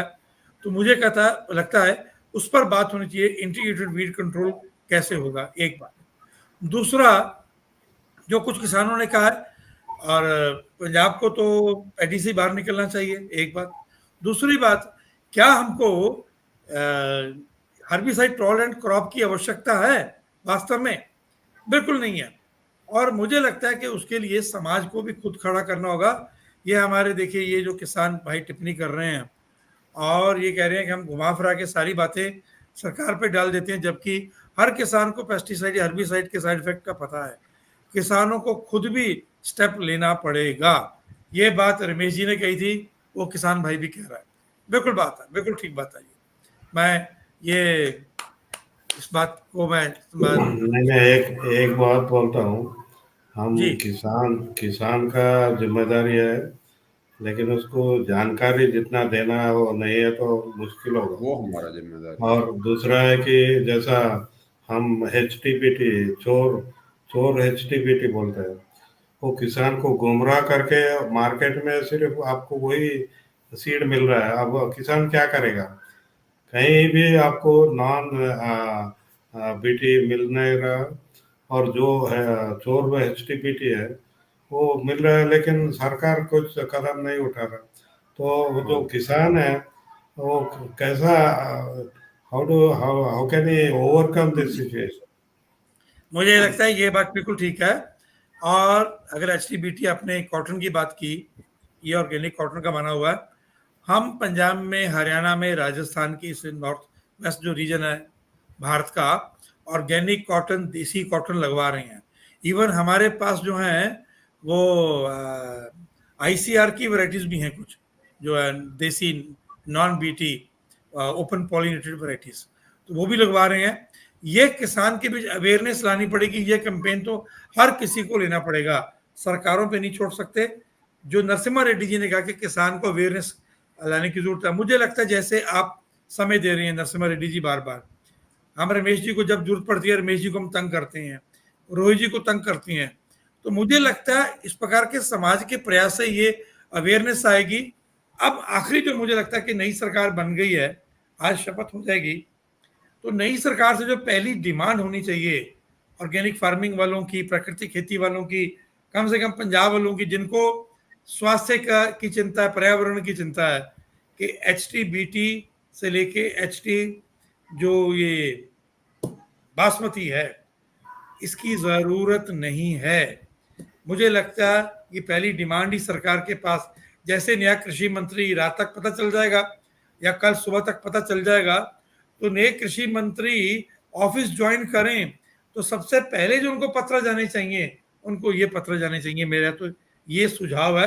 मैं एक बार विद्वानों से कमेंट लूंगा कि अब आगे करना क्या है। ये खतरे और हैं, इस पर अगले हफ्ते फिर दोबारा चर्चा करेंगे। अगले सप्ताह हम दूसरे कुछ और विद्वानों को बुला के HT क्रॉप्स और हर्बिसाइड्स के बारे में और भी विस्तार से बात करेंगे अगले रविवार। लेकिन समाधान की बात भी साथ साथ करनी है, जो रमेश जी ने संकेत किया और लोगों ने संकेत किया और नरसिम्हा रेड्डी जी ने भी बोला है, ऑर्गेनिक बासमती या ऑर्गेनिक पैडी की यील्ड उसकी बहुत ज्यादा है, तो उन मुद्दों पर बात भी करेंगे। जो मैंने एक बात कही है, नई सरकार के साथ एक संवाद या बातचीत करने के लिए, रोहित जी आपसे शुरू करते हैं, आप क्या कहेंगे, कहां से बातचीत की जाए नई सरकार से, ये बोली। बिल्कुल उमेंद्र जी, एक तो ये वही जो आपने जो बात की हर्बिसाइड टॉलरेंट धान की, HTBT GM को लेते हुए जो विषय जो है ही सरसों का, और भी कई सारी और फसलों को आगे लाने की बात हो रही है, वो एक अपने आप में बहुत बड़ा विषय है। पर ये तो रोकने वाली बात हुई। बढ़ाने के तौर पर जैविक प्राकृतिक खेती कह भी रहे थे, इनके 100 दिन के एजेंडा में रहेगा national mission on natural farming. पर हाँ, उसमें और बढ़ावा देने के लिए खासकर पंजाब के लिए क्या कितना रहेगा या नहीं रहेगा, क्योंकि बात ये हो रही थी कि शायद उन राज्यों में ज़्यादा जोर रहे जहाँ पर नेचुरल फार्मिंग के लिए, जो कि ट्राइबल एरियाज हैं, जो कि वर्षा आधारित एरियाज हैं। तो पता नहीं तो पंजाब के लिए भी अलग से क्या हो पाए, इसमें जोर देने की ज़रूरत है। ये बात ठीक है। मुझे लगता है अगर 100 दिन के एजेंडे में वो है तो हमें बहुत स्ट्रांगली बात करनी चाहिए, बात रखनी चाहिए, जरूर बात करनी चाहिए। नरसिम्हा रेड्डी जी आप क्या कहेंगे जरा। मैं क्या बोल रहा हूँ, जैसा हम खेत में भी बात करते हैं, जो पौधा है, पौधा को जो मजबूती आना बोल तो आप फार्म यार्ड मैन्योर देना, ऐसा हम बताते हैं। तो पब्लिक पॉलिसी में भी सरकार को अभी क्या है, वो बहुत वीक है। पूरा लॉबिंग से, पेस्टिसाइड लॉबी, सीड लॉबी, ये पूरा लॉबी उनका ऊपर बैठा हुआ है। तो उनको जो इन्फॉर्मेशन आ रहा है, उनको जो रिसर्च है, वो जो भी है इनके पास से आ रहा है। तो ये बंद करके किसान के साथ, और किसान जैविक के ऊपर जो काम कर रहा है, इनको उनके सामने लेके आना। तो इसलिए द प्लेटफॉर्म्स ऑफ इंटरेक्शन जो सरकार का है वो बदलना चाहिए। तो जहाँ पर हम देख रहे हैं कि स्पाइसेस बोर्ड है, अपेडा है, ये जो भी बोर्ड्स है, जो निर्णायक रोल है उनका, इसमें पूरा ये इंडस्ट्री लॉबी बैठा हुआ है। तो इसलिए इनका जो भी पॉलिसीज है वही आ रहे हैं। तो ये बदलाव लाना। और दूसरा है, सरकार मानती है, जैसा नरेंद्र मोदी जी बहुत बार बोले, और पिछले साल तो years of millet millet year भी बताया। तो 500 करोड़ के जगह आप 50,000 करोड़ जो है, जो केमिकल फर्टिलाइजर के लिए देते हैं, वो जैविक खेती को बदलना पड़ता अभी इमीडिएट। ये नहीं कि हम 10-15 साल पहले, हम जब मनमोहन सिंह है, जब जब से ये बात आ रहा है, तो अभी तक नहीं हुआ हो। आप जैविक खेती मानते हैं, जैविक खेती से आपको पॉजिटिव इम्पैक्ट है बोल के आप मानते हैं, तो उसका बजट बढ़ा हो। इतना 500 करोड़ पिछले साल दे के उसका खर्चा भी नहीं हुआ। तो I think we have to widen the scope of public investments on natural farming, and only that will give a lot of inputs. And then we need reforms of these agriculture institutions, जैसा doctor Ramesh ji बताया पहले ही, ये NRS और जो आईकार है, इनका methodology बदलना पड़ता है। They are depending on the methodology given by the industry. Industry का इंटरेक्शन इनका ज़्यादा हो गया, लेकिन आम किसान के साथ बहुत कुछ सिविल सोसाइटी काम कर रहा है, इनसे इनका इंटरेक्शन कम हो गया। तो ये भी we need reforms in the agriculture institution, क्योंकि जो थ्रेट्स आ रहे हैं, जैसा हम क्लाइमेट चेंज में देख रहे हैं, पंजाब में पिछले 5 साल में, आंध्र प्रदेश में, केरला में तो जो धान का प्रोडक्शन 75% गिर गया, तेलंगाना में से वहाँ जा रहा है। तो food production is going down because of many factor. तो हमारे को टाइम भी ज़्यादा नहीं है, तो ये नया सरकार है, इसके ऊपर पूरा गहराई से सोच के जो नेचुरल फार्मिंग की तरफ कदम उठाना बहुत ज़रूरी है, इमीडिएट भी करना पड़ता है। जी जी जी जी जी। रमेश जी कुछ टिप्पणियां ले लें, फिर आपकी बात खत्म करेंगे। ये सिद्धू साहब कह रहे हैं कि भाई वो आग लगाने वाला काम, किस इलेक्शन था तो किसानों ने वीट के रेजिड्यू में भी खूब आग लगाई, बहुत आग लगी, बहुत बुरा हाल था, लोग मरे भी, जीव जंतु जले, वृक्ष जले, पक्षी मर गए, और 5-6 लोग भी मरे जो हैं। उसमें बहुत बड़ी बात, ये इम्पोर्टेंट बात है इस समय। अब इसमें तो कोई सरकार इतना ज्यादा नहीं कर सकती, फार्मर्स में ही जागृति होनी चाहिए ना, वे ना जलाएं। चलिए सरकार को भी कुछ हाथ पकड़ना पड़ेगा जी। कुछ ये पकड़ना इन्होंने लिखा पड़ेगा, कि लेकिन ये मानसा, बठिंडा, नहीं, मुक्तसर में कॉटन का अच्छा एरिया था। बात यह है और कि यूनिवर्सिटी में कोई काम नहीं। पैडी के बाद वीट के लिए तो किसानों के पास एक बहाना होता है कि हमने गेहूं क्योंकि टाइम पे बीजनी है। जहां तक अब है वीट हार्वेस्टिंग और पैडी सोइंग के बीच में तो बहुत डिफरेंस है, बहुत टाइम गैप है। तो इसमें यह बहाना भी नहीं है कि हमें खेत एकदम 1 हफ्ते में तैयार करना। नहीं, तो ये अभी तो तो किसी इस सीजन में तो गलत लगनी तरीके ही से नहीं हुआ है। चाहिए, इस हाँ, नहीं, सीजन में बिल्कुल किसी नहीं, फार्मर को नहीं लगानी चाहिए, कोई जस्टिफिकेशन है ही नहीं। नहीं नहीं, दूसरी बिल्कुल नहीं, बात है कि बिल्कुल हमें एक एजेंडा नहीं भूलना चाहिए कि हम 140 करोड़ और बढ़ती हुई पॉपुलेशन है, हम ये नहीं अफोर्ड करते कि जैसे श्रीलंका के अंदर हुआ, ऑर्गेनिक हुए और उनकी एग्रीकल्चर कोलैप्स हो गई, तो हम कोलैप्स नहीं अफोर्ड करते। हमें जी जी जी अपनी अपनी सस्टेनेबिलिटी को मेंटेन करते हुए चेंज लानी है, ना कि जी जी। यील्ड एकदम थोड़ी सी भी नीचे गई, आप एक दिन के लिए इंटरनेशनल मार्केट में उतरो और हर चीज के रेट डबल हो जाएंगे, भी इंडिया में भुखमरी हो गई। इसीलिए दे आर जस्ट वेटिंग कि आपकी प्रोडक्शन कम हो। अभी यह है कि सारी दुनिया के अंदर शॉर्टेज है और इंडिया वी है प्लेंटी। तो इसीलिए हमें ये जरूर ध्यान रखना है कि हम जो भी मेथड अडॉप्ट करें, हमारी प्रोडक्टिविटी कम ना हो, ऊपर ही जाए। जी जी, ये बहुत इंपॉर्टेंट बात है। और आपने जो कहा, मैं 100% सहमत हूँ उससे, बिल्कुल उसको ढंग से करना मैं पड़ेगा। मैं कॉटन पे एक बात टिप्पणी है बोलूं कि मैं एक बात कॉटन पे बोलूं लॉस एरिया था, समझ लीजिए एक मिनट जरा, और यूनिवर्सिटी ने काम नहीं किया और कॉटन का एरिया खत्म हो गया। ओवर टू नरसिम्हा रेड्डी, क्या कह रहे हैं आप? मैं 2 बात बोल रहा हूँ। एक, जैसा डीएसआर डायरेक्ट सीडिंग राइज करना हम सब मानते हैं, लेकिन उसमें ये हेर्बिसाइड टॉलरेंस वैरायटी लाके कंफ्यूजन में ला ली। हाँ, वो उसकी तो नहीं दूसरा जरूरत। है दूसरा है दूसरा जैसा आप आग नहीं लगाना बोल रहे हैं, क्रॉप रेसिड्यू को।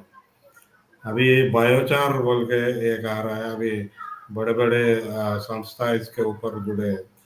ये बायोचार क्या है? क्रॉप रेसिड्यू को कोल बनाओ और कोल फिर मिट्टी में डालो। तो ये मल्चिंग, डायरेक्ट मल्चिंग के जगह बायोचार का काम अब उसके पीछे फंड से नेटवर्क भी बन रहे हैं। तो किसान को कंफ्यूज करने वाले टेक्नोलॉजीज बहुत कुछ आ रहे हैं, विच डिस्टॉर्ट द पिक्चर। एक पिक्चर नहीं होता, इसलिए किसान आजकल जो पढ़े लिखे लोग वो कुछ बताते हो तो वो मानने के लिए तैयार नहीं है। ये आपने जो कहा बिल्कुल ठीक बात है। मुझे लगता है ये सब पक्ष सोचने वाली बात है, इस पर कैसे फिर आगे बढ़ा जाए, क्योंकि ये सब चीज़ें भी हैं जो आपने कहा। तो सोचते समय ये सब मुद्दों को ध्यान रखना है। ये किसान कह रहे हैं कि भाई ग्लाइफोसेट जो है वो खूब धड़ल्ले से मिलता है हमारे यहाँ। ये आखिरी कमेंट हम ले रहे हैं। It appears the governments are more interested in pleasing insecticide pesticide lobbies, obviously lobbies. हाँ, So, so-called improved seeds uh, lobbies. lobbies instead of caring for the well-being of farmers and the consumer. बिल्कुल ठीक बात है शर्मा जी, ये इसमें एक तो कोई दिक्कत दो है। राय नहीं। वे कॉर्पोरेट्स आर वेरी पावरफुल। ये ये तो है। ये पावर कॉरिडोर्स में उनका एक्सेस ज़्यादा है। अभी हम ये प्रोग्राम कर रहे हैं लाइव, हमने कहा कि हम सरकार के पास जाएंगे ये बात लेके, चिंता मत अभी करिए। कल ही एग्रोकेमिकल पॉलिसी ग्रुप और जो गवर्नमेंट ऑफ ये हैं, क्या कहते हैं, ये पेस्ट इंडस्ट्री के जो ग्रुप्स हैं, कंपनीज जो हैं, वो कल पहुंच जाएंगे वहाँ एग्रीकल्चर मिनिस्टर के पास। वो गुलदस्ता लेके आपसे और मेरे से पहले वो कल पहुंच जाएंगे वो लोग, चिंता मत करना। उनकी जो दो तीन हैं, एक तो एग्रोकेमिकल पॉलिसी ग्रुप है, दूसरा क्या है जरा उसका, रोहित एक और नाम है ना, दरअसल pesticide manufacturer and formulators association, पीएमएफए। हाँ, वो सब कल जी पहुंच जाएंगे वहाँ। नहीं, वो अभी गुलदस्ता उनका उनका बुके एग्रीकल्चर मिनिस्टर के ऑफिस में कल ही पहुंच जाएगा सुबह, चिंता मत करिए। तो ये सब अभी चक्कर है, क्या करिए बताइए, इसी में सीड लड़ना है। हाँ, सीड इसी पे सेक्टर लड़ना में बस। ये है, seed that sector is the में स्पिरिट। सर, जी सीड सेक्टर में अभी तक पैडी में प्राइवेट कंपनियों का रोल बहुत कम था, बिकॉज ये high volume low value seed है। लेकिन अब उनको एक कदम डालने के लिए हेर्बिसाइड टॉलरेंस सीड लाया गया।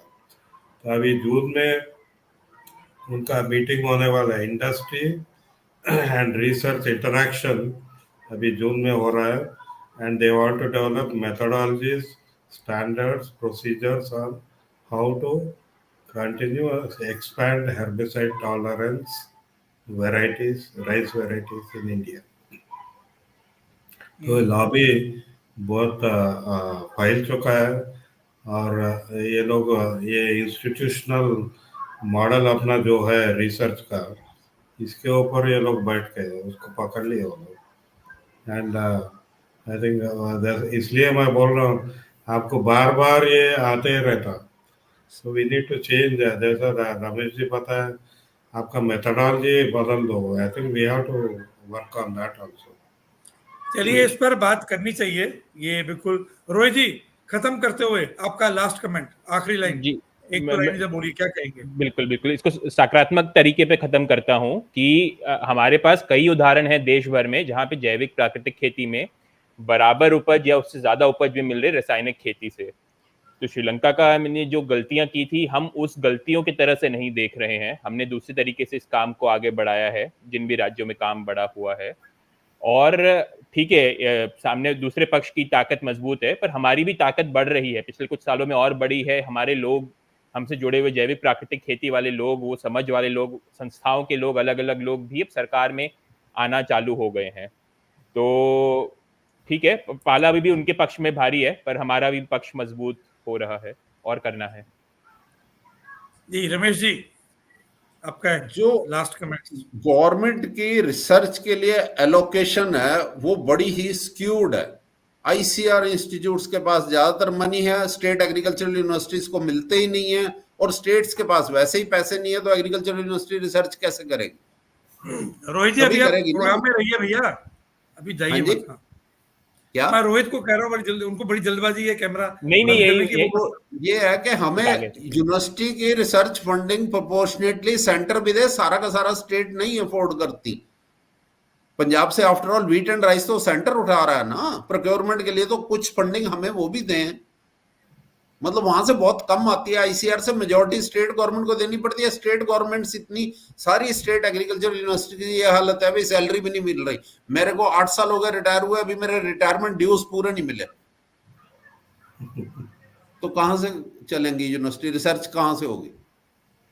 रिवाइज ग्रेड नरसिम्हा का Reddy ji, everybody has got it. पिछले 3 साल से इंडिया की बेस्ट एग्रीकल्चर यूनिवर्सिटी पीएयू, और हमारे को नहीं मिले। समझ गए। ये नरसिम्हा रेड्डी जी, लास्ट कमेंट। ये लास्ट कमेंट कमेंट में करने से पहले ये पढ़ लो जरा। ये सेंट्रल गवर्नमेंट और state government want to anything, farming community and civil society will have to take responsibility. Okay, मैंने हम रिस्पॉन्सिबिलिटी, वो जो सकारात्मक कदम डालना है वो हम लोग रिस्पॉन्सिबिलिटी देंगे, लेकिन ये सरकार के जरिए जो नकारात्मक काम हो रहा है वो उसको भी रोकना पड़ेगा, क्योंकि वो इंटरनेशनल प्रेशर पे, तो हम लोग उसके लिए भी साथ में जुड़ना चाहिए और किसान को सामने लाना चाहिए।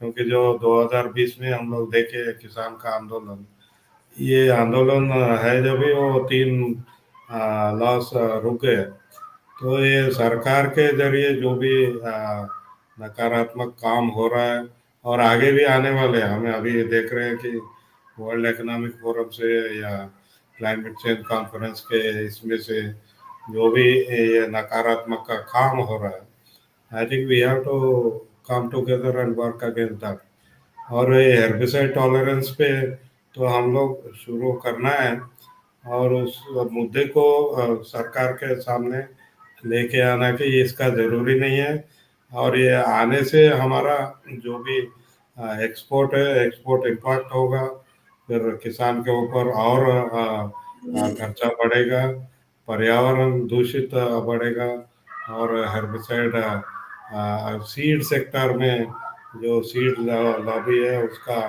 कदम भी और बढ़ेगा। सो ये पूरा हम लोग इसके ऊपर हम लोग काम करना है, and we have to look for how to bring regulation into this. ये रेगुलेशन के ऊपर भी हमारा काम अभी बाकी है। जी जी। तो नरसिम्हा रेड्डी ने जो बात बोली कि बहुत तरह के काम करने की आवश्यकता है, जो लोग इस आंदोलन में जुड़ना चाहें, हमें बहुत तरह के लोगों की सहयोगों की आवश्यकता है। डॉक्टर रमेश अरोड़ा जैसे जो वैज्ञानिक हैं, हमें वैसी आवश्यकता है। नरसिम्हा रेड्डी जैसे जो इंडिपेंडेंट साइंटिस्ट हैं, उनकी आवश्यकता है।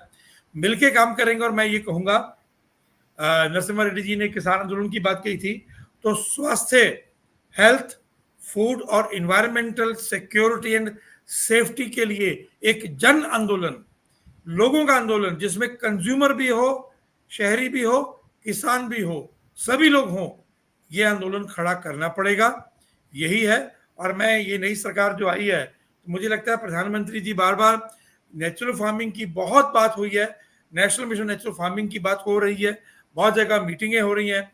तो national mission on natural farming तभी सफल हो सकता है अगर इस प्रकार की जो चीजें हैं, जो साथ में गलत चीजें चल रही हैं, उनको रोका जाए, उनको चेक किया जाए, तभी होगा। हम अगले रविवार दोबारा मिलेंगे और अगले रविवार इसी मुद्दे का विस्तार से कैसे जन आंदोलन बनाया जाए, इस पर बात करेंगे। तमाम सब लोग जो आए इस आज के कार्यक्रम में, उनका बहुत बहुत धन्यवाद। नरसिम्हा रेड्डी जी को जब फोन करते हैं वो प्रेम पूर्वक स्वीकार करते हैं।